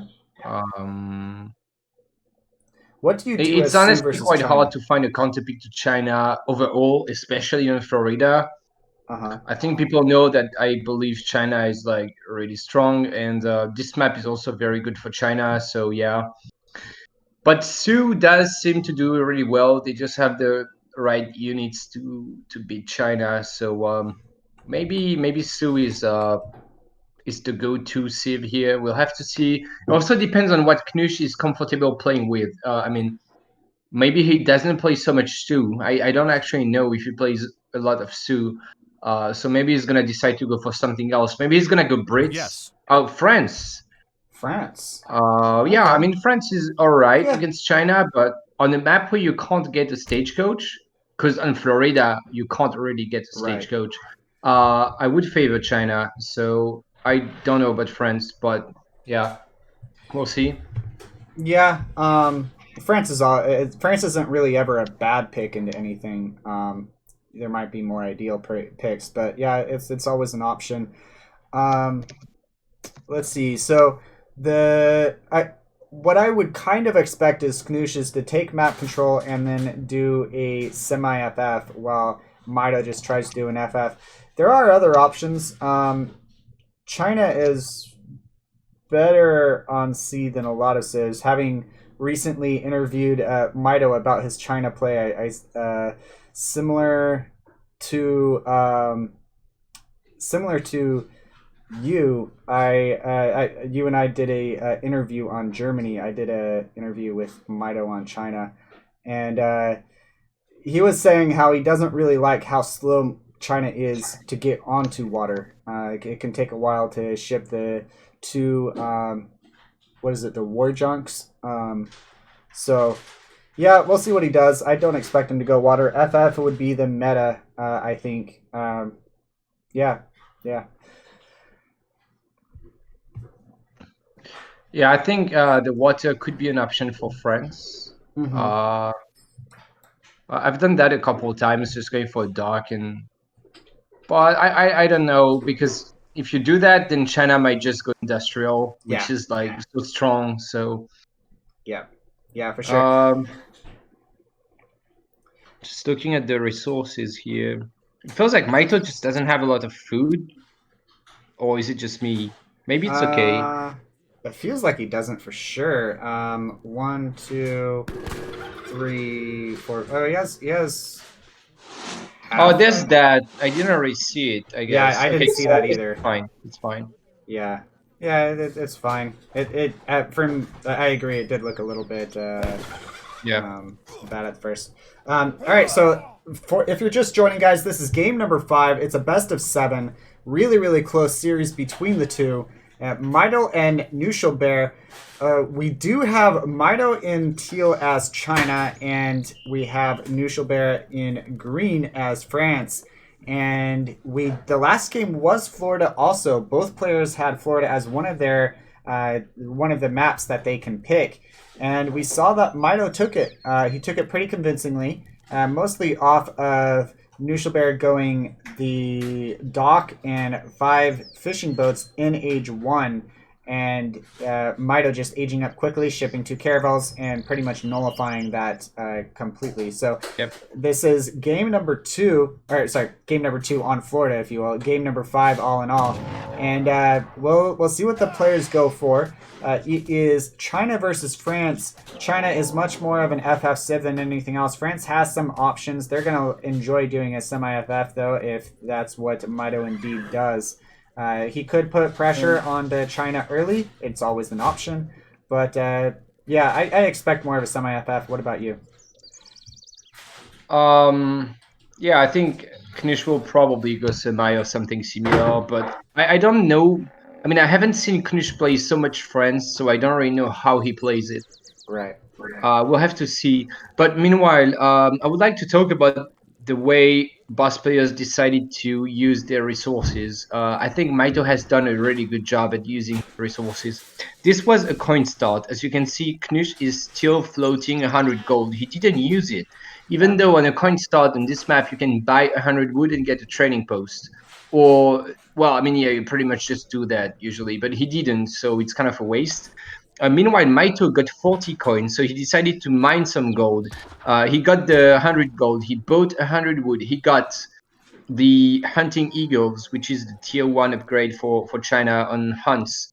And then he also got a 75 wood treasure, which is quite nice. So Mitoe also got a TP, and he got the XP out of that TP as well. As you can see, he's already floating a shipment.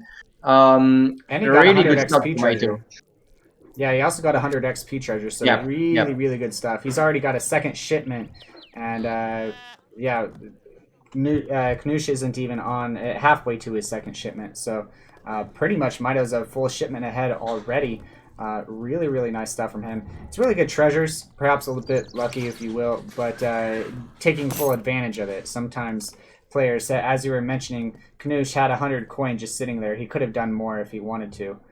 But we do see that France is aging up already. He's about a third of the way aged, and China just started aging. Summer Palace, as is expected, and Quartermaster, as is expected for France. So this will be pretty much what we expect so far. We'll take a look at the decks real quick.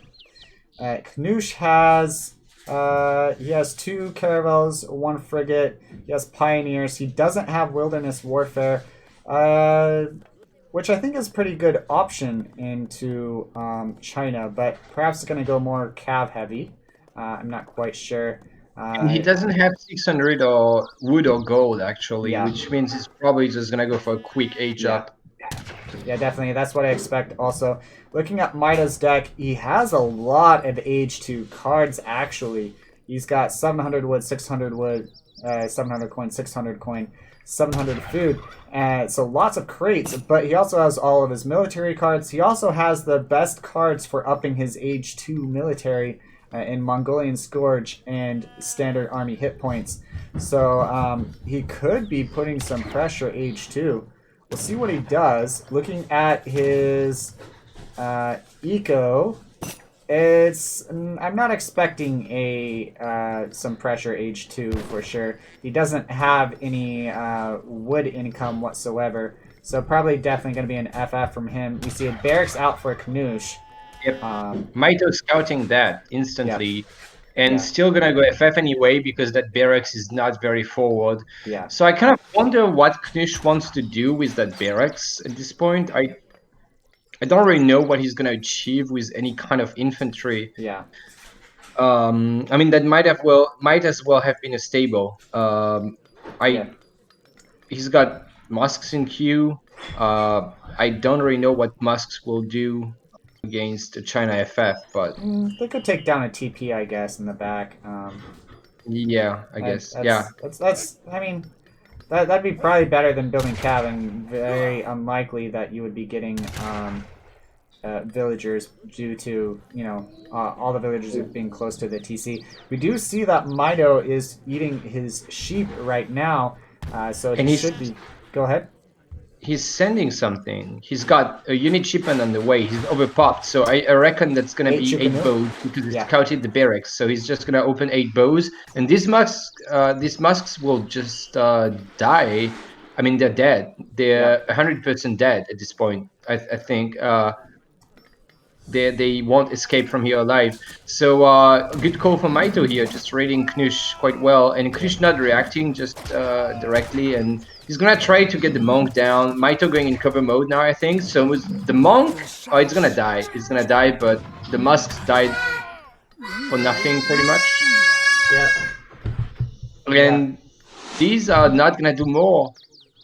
Yeah, they're not going to do more. You're right. I mean, they'll get a little bit of idle time, but that's a lot of resources. 500 resources just for a little bit of idle time is not worth it. They are going over to a villager, but villager running away. Mitoe's done really, really well so far. So nicely done from him. Looks like, another. I really like how the Chukunu, just that 8 shipment can one-shot each musket. They're so strong, man. Even 5 of them actually one shoot. It's insane, and they are faster, so they can keep chasing them. And Mitoe had so much XP in Age 1 from the TP and the treasure that he also got 700 wood right now on the field. So shipping 8 Chukunus isn't even a big problem for him. And I don't know why Knusch is trying so hard to raid with musks, even though he knows there's Chukunus out, so he's just like deleting his musks at this point, and I don't really understand that. Yeah, I agree with that. I like the scout position. You're able to see what your opponent's up to a little bit, but all of his eco is on this one screen right here. And upping with Porcelain Tower. And that popping just in the right time to catch the musks, while the Chukunus on the left are still chasing the other musks. Yeah. So far, what did Knusch achieve in H2? Besides sort of baiting Mitoe into shipping 8 bows, because Mitoe did have to ship 8 bows in H2, which is not ideal. But other than that, he's just lost all his musk for free. He got 100 XP off of the hero. I guess he killed the hero. Yeah, he didn't get anything else. Well done for Mitoe. Looking really good for Mitoe so far. We do see Knusch is aging up fast to age 3. Looking at the eco, Mitoe is in the lead 34-30, and militarily already in the lead. So we do see a consulate coming out right now in War Academy, another village. So Mitoe's on 52 out of 50 pop. Knusch is half the population. So looking really, really good for Mitoe at the moment. We see a second barracks and a stable out from Knusch. And he also has 2 TPs, so he is actually he's not that far behind economically. It's very, very close in all reality. I like the Arquebus shipment, and Mitoe's going to be putting a lot of pressure here. Yeah, I don't know that Mitoe should be pushing. I mean, if he can see 2 barracks, he knows there's going to be a lot of skirms popping. So I don't know why he's trying to siege this down. I think 10 skirms will pop, and he's going to have to go back. Actually, Knusch calling Minutemen, which is a bit weird because I don't know that he needed to call Minutemen, but well, anyway. I anyway don't know why you would go for 2 barracks against China. Usually you want to get some cav. You don't go for a bunch of skirms because if you do, you just get that moved by a billion cav and stuff. So I don't know about the double barracks for France, but at least Mitoe doesn't have to pull back for the time being. I'm okay with skirmishers just because whenever you make Chengdao or Chukunu, you're forced to make the Chengdao. The Arquebus or Chukunu. You're forced to make the Qing Pikeman or Chengdao. You could, of course, go make Iron Flails or Step Riders with them too. Yeah. Which is probably what you should do at this point, to be honest. We do see Iron Flail Meter Hammer coming out. Yeah, Mitoe is not gonna try it. I mean, he doesn't know that there's only 2 goons, so he's not gonna go for it. And anyway, more goons are coming. Yeah. But yeah, precisely, you don't want to be going skirms because China, the only unit they can train, I mean, without mixing is Cav. China can actually go pure Cav, right? Yeah, so true. if you go double rack skirms, you're just giving them a good reason to just make Cav, and the Chinese Cav is so strong. So I hope Knusch is not going to make skirms all the time from double racks. I hope he's gonna mix a lot of Cav, because if he doesn't, he's gonna die. What's more perplexing to me than anything else is his deck, because it almost seems like he wasn't expecting to go skirmishers when he chose his deck, but he obviously went skirmishers. So his deck has no ups for skirmishers whatsoever, no attack, no HP ups, nothing. So it is surprising, to say the very least. It looks a little bit like his preparation for this game was more on point than actually his decisions in game on what he was going to go. Yeah, and like Pioneers is also very questionable. I mean, yeah, Pioneers can be an option against like Russia or something, but you're not gonna ship Pioneers ever against China. So I don't know why he's got that in deck. He could have, indeed, he could have Wilderness, whatever it's called, but like the skirmer grade. But then again, he might have just gone for the one deck. Maybe he's just got one deck with water cards, you know. That happens so often to me too. Maybe he was just like, okay, I'm gonna take this deck because I've got warships, but then he doesn't have other cards, you know. That's a good point. In a tournament game, though, I feel like it'd be really, really nice to check your decks beforehand. Make sure you have a deck for this specific map. Make sure that you have what you kind of want, at least in this matchup. Yeah, perhaps you're right. He didn't make a deck specifically for it. He just kind of, like you said, he probably picked a deck with caravels and the frigate and whatnot. Yeah, it's looking really good for Mitoe, but in all reality, it is pretty close. Knusch has 2 TPs, basically at this point worth about 4 villagers. It's hard to put it into exact villager equation, but about 4 villagers. And Mitoe has 1 TP worth about 2. So it's about a 4 villager lead, or 4 eco lead for Mitoe at the moment, 5. Plus the Summer Palace, which is not that's true. counted for, but it's also like 4 vils. Plus the China bonus, which is about 20 vils. No, I'm kidding, but I mean, like, you know, China just tends to get a bunch of stuff, really strong in achievements, and I think this is dead. I mean, I genuinely don't see Knusch coming out of this position alive. He's pushing in a corner of the map, and Mitoe is already preparing for the flank. And it's China, and I really don't expect Knusch can hit and run away from this. I mean, look at this China Death Ball coming in. Mitoe can already just right-click at this point. Yeah, we see Mitoe does call the Minutemen from the regulars and sentries from the TC. All of the cavalry coming in now. Gets on top of those skirmishers. The gendarme or cuirassiers are going to do really, really well versus the other cav, but they're going to go down. It's not enough of them. And those arquebuses dies. Well. Honestly, it just dies. Yeah, that's like, a lot of cav out from Mitoe. It just... It's China, you know? Like, it just dies. GG.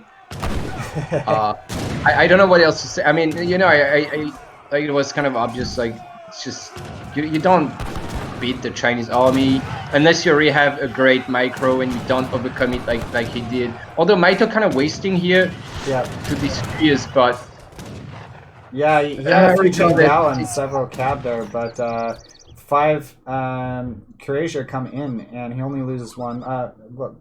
Very low HP on 2 others, but honestly, I think Cuirassiers are the way to go here. It's very hard for the China army to really deal with them. Yeah. Unless you get Manchus, yeah. Yeah, Yeah, Manchu. Yeah, you you're kind of right. thing is, China gets just enough anti-cav until late game. Like before late game, they have the Qingdao, they have the Manchus, they have intervention, they get another batch of redcoats from the consulate. But in late game, yeah, they're gonna have a hard time mixing anti-cav units. But Yeah. at the right now, I feel like yeah, Qs are good, but China is still safe. Like he's got enough redcoats and Yeah, stuff yeah. and disciples and but Mitoe needs to not waste. He's getting kited a bit, but still taking a decent trade. So and that monk, well, it's gonna go down, but that monk is also so strong. And that is nothing actually. I thought that was a relevant raid, but it's just a couple Minutemen. But these cav are being annoying here. They might die though. No, Mitoe being smart, just pulling back before the French cav comes in. But he loses a couple So bills on the France right is side. really, oh yeah, and France is really on the back foot here. He's just like he's got no map control. He's got less units, less eco. I mean, you don't really win from here as France usually. Yeah, I wouldn't expect Against it. China, I mean. Yeah, I would have really liked to see, like you were saying, double barracks is, especially as France. Perhaps some civs it's okay, but as France, I think Curation, honestly, if even if you went pure Curation versus China, he would be forced to build what, like Keshik and Pike versus you, which is an okay option, but not that great until you're H4 when you get a bunch of ups on them. If you go pure queer, they just get Manchus and they train Yeah, Cav Manchu, themselves. right. Like Dennis Cav does fine against queers Yeah. too. So, but now we got the fight going on, but it's barely not enough for France. Like he's got a good amount of queers with Cav No, I combat. think he's got this. He's got this fight. Knusch is gonna win this fight. He's got enough. He's got enough shit done. I think. See, look at the think with HP. Yeah, he's got 4 full reinforcement- HP ones. But what is Mitoe doing? He had reinforcing Qingdao's coming, and then he just idled. Yeah. I think he could have been okay with that, but yeah. Yeah. I- With reinforcements coming in from Knusch, it was And that- probably the right choice. And to that do that. too, like Yeah. Mitoe's just AFK. I think he would have won this fight if he just used his units, but yeah. Well, It would have been close for sure. I think Knusch, with the defender's advantage, perhaps he would have pulled it back. But yeah, really, really close. And we see that Knusch is perhaps in the lead now. Knusch deciding to fight these? That's a mistake. I think he's gonna delete his queers. There's so much Yeah. cab and the bills also. Curation do really, really well versus Iron Flails and Meteor Hammers, but it's not enough of them. Just a lot bigger army from Mitoe there. And on the left-hand side, though, skirmishers and goons are picking off some bills. But there is some Qingdao and Arquebus there to defend. And it's I think it's just one bill going down. So the little bit interesting last couple minutes.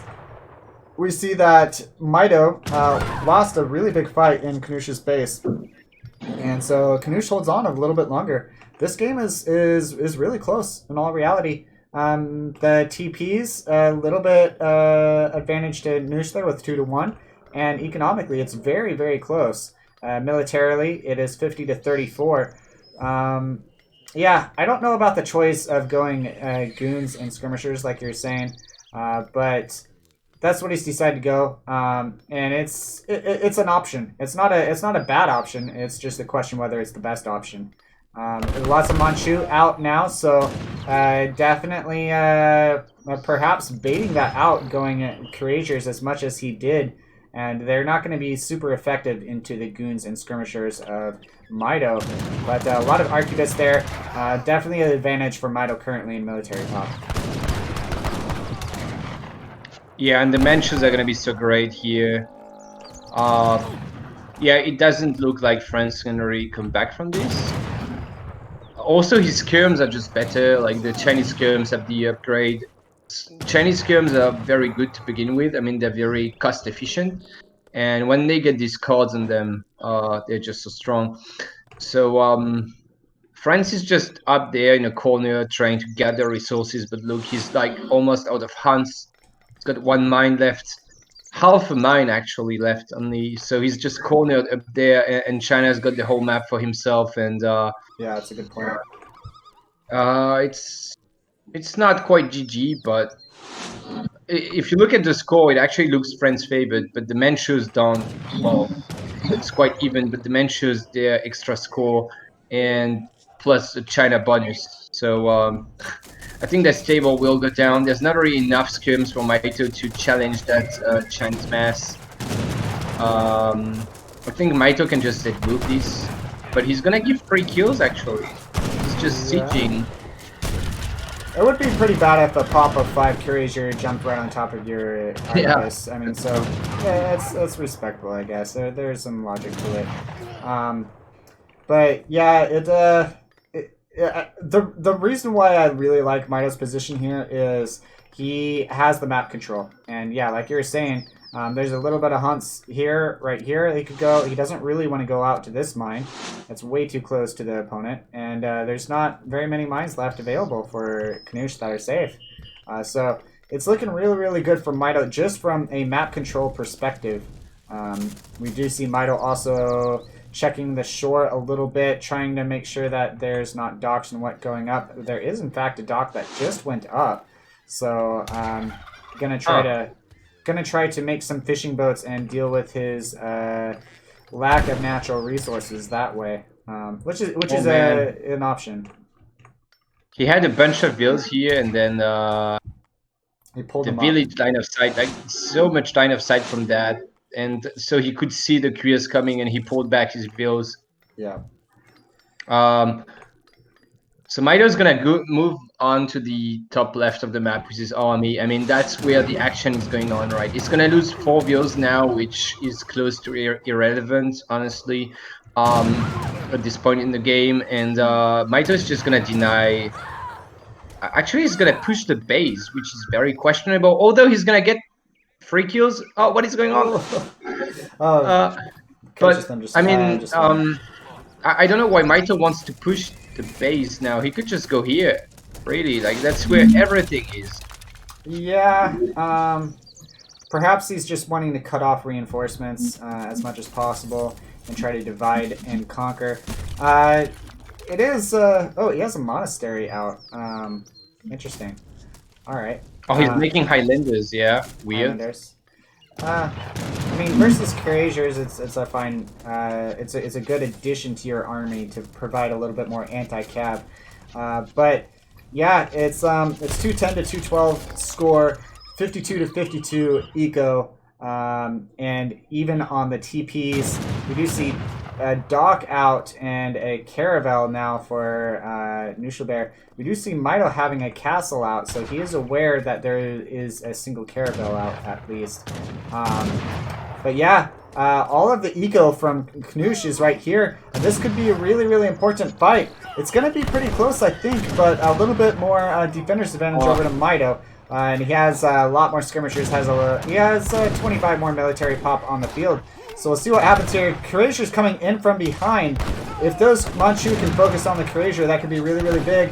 Let's see what happens here. And most of the anti-cav is down. There's some Highlanders and some Manchu left.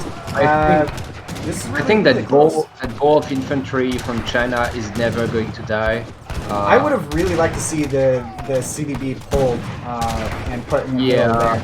And with that, I think he might have controlled. He might have won the fight if he did so. Disciples popping now. That's really nice touch.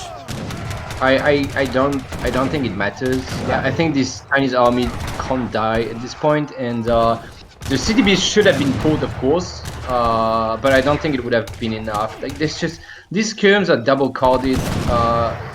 Yeah, the monk doesn't die. I mean, nothing dies, honestly. Yeah, GG. It's you can't delete your army like that, like Knusch did in the bottom left of the map. You need to keep your falconets alive, or at least ship them later when you have enough crews to cover them. You need to play really accurate as friends, I think, to not lose to China. Like it's so easy to lose a fight because they just that move and you just fall apart and die. So you have to already have correct unit composition as France and micro really well, and that's not what Knusch did, so he just died. Yeah, we see that in the res gathered that Knusch was actually ahead pretty much the whole entire game. But pretty close game all in all. I think part of the game was actually a little bit decided by the deck picked by Knusch. It would have been really nice to have some skirmisher ups, especially when you're going an army composition like that. But yeah, game number 5 goes over to Mitoe, and so we might be in for a full series here. Game number 6 will come up shortly. Anything else you wanted to point out about that game? Not really. I think we've said pretty much everything we have to say. All right, sounds good. I want to take a look at idle villagers real quick to see, take a look at that. Mitoe actually had quite a bit early on with the muskets rating from Knusch, so that is perhaps it paid off more than we realized. But that was a lot of muskets that didn't kill anything. Did cause some idle time.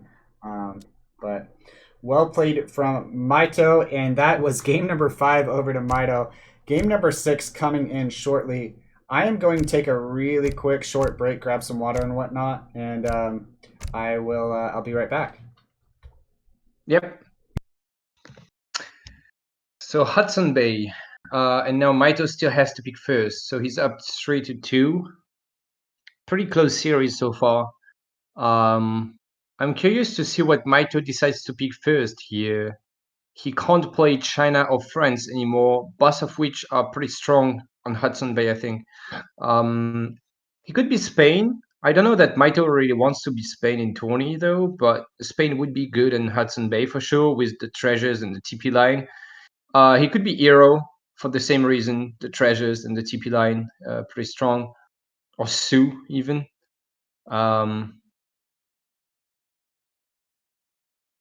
Something like that, I think.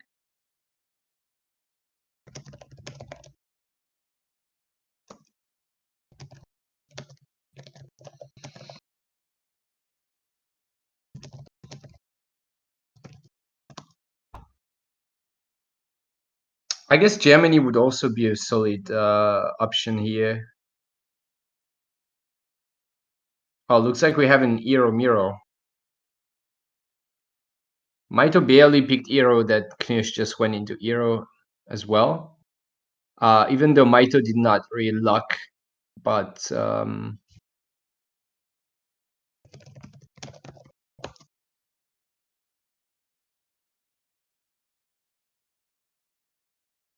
Yes.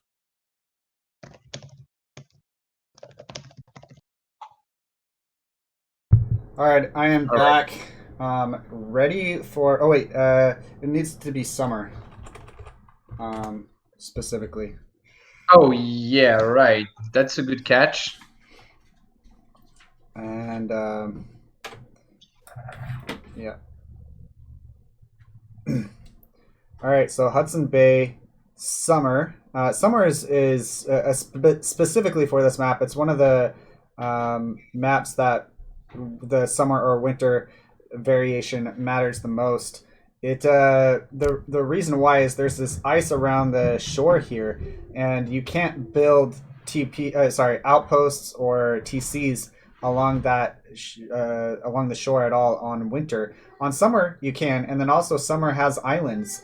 So yeah, it's really important whether it's summer or winter. This is game number 6 if you're just joining. Mitoe versus Knuschelbär, and Kaiser Klein co-casting, Jailed casting.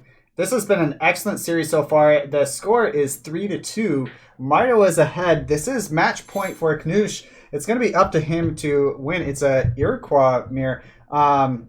Yeah, so I guess, yeah, neither player has won with Iroquois yet, so they're able to do that. I didn't check some of the rules. What are the rules regarding the like, is there a civ reset or anything like that? There isn't any civ reset, no. Okay. All right, so you have to win with 4 different civs. Right. Yeah, that's it. Alrighty. So it is an Iroquois mirror. Iroquois have not won yet in this series, even though there has been 2 games played with Iroquois. Germany won game number 1 versus Iroquois, and then game number 4, France won versus. Wait, am I saying this right? Yeah, France won versus Iroquois. All right, just double checking. Yeah. There's so many games, you kind of get a little bit confused after a while. Yeah, especially such long games. Like, Yeah. man, it's been more than 3 hours now. Yep, 3 hours 20 minutes about. We do see a dock out from Mitoe this time, so perhaps it's not pulling a page out of Knusch's own book, and we'll see what he does with it. But it wasn't even a wood start, and Mito's going for a dock, so he's going to be quite slow actually. Yeah, he's going to be quite slow. Needs to get a house out also pretty quickly here. Let's look at the resources. Wait. Why is my page up and page down not working? It's like zooming in and out instead. It's like That's a bug or weird. something. All right. Well, maybe you can look at the shipments, see not the shipments, the treasures. See if he picked up anything important. No, he didn't get any wood. I mean, Mito got 50 coin and a bear, and Knusch got 130 XP. But yeah, I don't know why. Well, Mito does have the OP bear right now, but he's gonna be so slow to H2. Like, look at the food count. Knusch is at 500 and Mito has basically no food. Yeah, that's a good point. It's also worth noting, we'll take a look at the decks real quick. It's obviously a mirror, so we can see the differentiations between the 2 decks. We see Knusch actually has some sea cards with a water dance, with the 4 war canoes in age 3. Mito does not have any at all. He does have the 9 deer shipment, interestingly enough. But yeah, we'll see what happens. He built 2 fishing boats, and he built a longhouse, and he's going to be aging up now. So 2 fishing boats before focusing on food and aging up. I'm pretty sure a 3rd, sorry. Wait, no, a 4th. He has a 4th in queue also. All right. All right. Yeah, so, I know Mito likes to do that. Like, he kind of just makes boats and then he idles his TC maybe. Like, right now he's not making bills. So he sort of like just doesn't make bills to age faster, and makes up for that by having a dock and like 4 fishing boats. But he's still gonna be later than Knusch, and he's probably gonna have to fast age now to make up for that late age up. I just don't really like what Mito is doing, honestly. It feels like it's not even giving him much of an eco advantage, and it's also just delaying his age up so much. But that is also because Knusch was lucky enough kind of to age up with 13 builds, so he's like really fast. Usually Hero is not that fast, but you can see Hero, I mean Knusch is up before 4 minutes without the fast age. Yeah. So that's great. Yeah, really, really good stuff from him. We do see the 4 canoes out though, so economically, in a mirror, it's really interesting. Mirrors I actually enjoy more than most people because it's you have the same options between the 2 players. So usually the player that gains a little bit of an eco lead ends up coming out on top because they're not going to be super far behind militarily, generally. And so whoever is able to gain a little bit of an eco lead, if all other decisions are very similar, then it usually ends up paying off in time. Looking at the decks, I'm very curious whether either player is going to do an FF. Forest Prowlers in this matchup is going to be a really, really good unit. Yep. Yeah, it's usually a lot of Forest Prowlers in this matchup for sure. Mito adding a small wall here. Well, I mean, he knows he's going to be more defensive. Obviously, he's gone for the water stuff, so he's going to just defend. But actually, oh, there is a war hut here, Yep. but nothing out of it just yet. Yeah, if So he maybe controls, well, he's getting 3 tomahawks in queue, so nothing out but in being trained. Oh wait, he just canceled and made 4 Aina instead. Huh. Okay. yeah, I mean, usually in this matchup, you mostly go for Ainas because Yeah. you don't really have any cav on the field. I mean, there may be 4 Kenyas, but not more than that in the early game. So you Right. usually open with Ainas. But Knish already has 2 shipments on the field, and Mitoe doesn't even have 1 in H2. I mean, Yeah. 4 Kenyas actually interesting.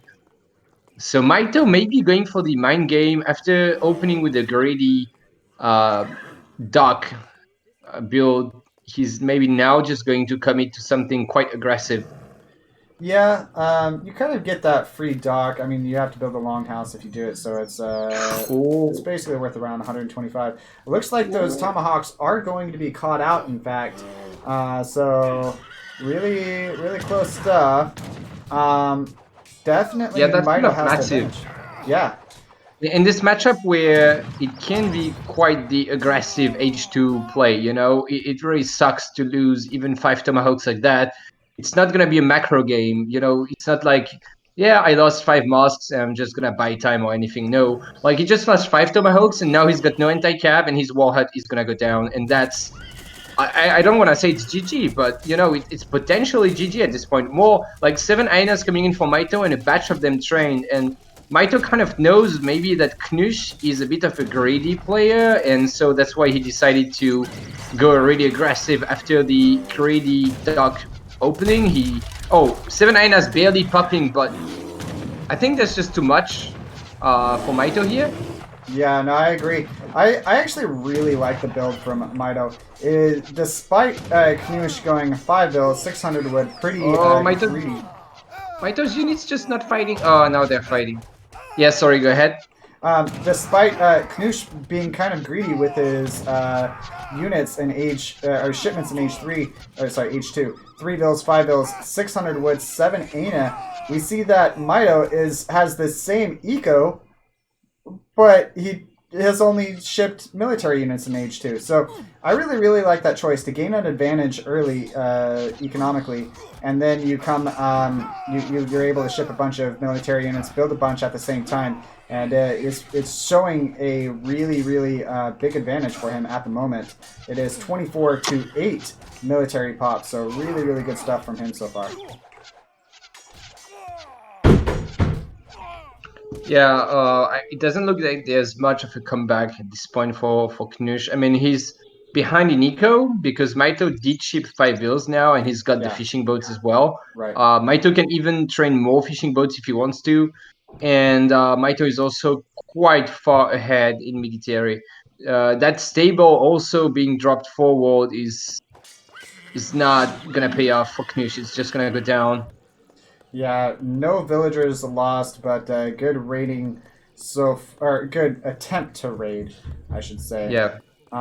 Yep. And yeah, Mitoe is significantly ahead, 24-4. Basically, really, really far ahead militarily, ahead economically, mostly due to those fishing boats. So, yeah, it's looking really, really good for Mitoe here. Looking at the options, we see a war hut going up in base. So currently, no military building up for Knusch. He's building one, but he's not gonna come back. He's not gonna be able to build more military units. This could be the deciding game. The last game of the series. I mean, he's gonna be up, but Mitoe is also mining gold, and the only reason why Hero would need gold in H2 is to age up themselves. Yeah. So even if Knusch is going to be up a little bit earlier, he's not going to be up much earlier. Like, Mitoe has the crates on the way. Like, he's got 800 resources on the way, I'm pretty sure. And then he will follow up. And meanwhile, Knusch is still losing, like, more infrastructure. He's lost another house. Mitoe is probably going to get this TP down now. So, yeah, I don't know how you come back from this in a mirror as Knusch here. Yeah, it's hardest because it's a mirror. That's why we're more convinced for the viewers. That's why we're more convinced that this game is more over than perhaps in some other matchups. Is because it's a mirror. You have the same options as your opponent, and if you're significantly behind, it's just is really hard to come back. You don't have any Yeah, options unique to your civ, etc. So yeah, you can't really abuse a mechanic or something to come back even though you're right. behind because it's a mirror. Yeah. Yeah, exactly. Yeah, we do see Knuschelbär. Knuschelbär does hit age 3. Mitoe aging up now. He's backing off since he knows that Knusch just aged up. That's a really smart choice. Wait till you're age 3. You're on an equal playing field. I'd like to see perhaps a TP come down from him or two from Mitoe now that he has such an advantage on the map. It'd be nice to see that. I'm curious if you think we're going to see, well, obviously at this point, it's 39 to 28. We see Mitoe actually going on water even some more. Looking at the economic units, he has 8 fishing boats. Knusch just shipped 4 war canoes. Oh. So that's going to be his, Mitoe's water pretty much all down. Yeah, that's a good effort for sure. He's gonna take down nearly 10 boats, or let's say 8, or something, in the dark. But it's nice. It's gonna even up the eco, pretty much. But he's still just behind in military, and he had to invest a shipment into contesting water, while Mitoe is just gonna ship 8 forest brothers and stuff. So yeah, honestly, it's the best. I think it's the best thing Knusch could do. I just don't think it's enough, but it's a good start. Yep, no, I agree entirely. One thing, obviously, it is a mirror, but you can have different decks. So we did see a bit of a different deck. Knusch having a little bit of water options, and Mitoe having none of the kind. So pretty good stuff from him, and we'll see if he's able to hold on here. Economically, it is currently 35 to 31. 34 to 31, make that 33. So it's actually very, very close economically. It's going to be just a matter of will Knusch be able to hold long enough for Mitoe to... Well, hold long enough for him to come to an equal playing field. If he is able to boom on C a little bit, I don't think he really has that luxury right now, but if he's able to, that's one way he could come back economically and gain an advantage over Mitoe. And yeah, and I like that he's shipping the crates now. It's a little bit risky, but it's a higher value shipment than a unit shipment. So it's like, one could say, yeah, it's a risk and you shouldn't do it. Right now you're under pressure. But I think that because Knusch is behind, it's actually a good decision from him to try and sneak in that extra greedy shipment. Unfortunately for him, I think Mitoe is going to keep pressuring. So maybe the crates will cost him the game. But I think it was worth trying to get these crates on the field to just come back into the game. And then after that, he can still ship the 8 forest brothers. So he can catch up in the skirmish account. I'm going to give 1 free skirm, unfortunately. And also gave quite a few free kills, looks like, because, free builds, because Mitoe is 5 builds ahead, but look at that. He's actually sneaked these wheels on top. That's nice. Yeah, he also killed a villager of Mitoe's there. But yeah, this is, it's looking really good for Mitoe, for sure. I don't know if Knusch is going to be able to do a whole lot.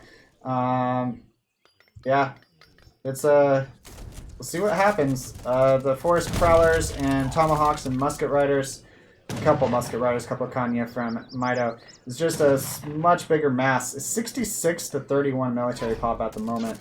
You do see a fire pit coming down. Not around a whole lot of villagers though, so it's going to be rough for Knusch here. Yeah, he's trying to get his explorer back, but yeah, he's just so far behind in military. There isn't really a way to come back.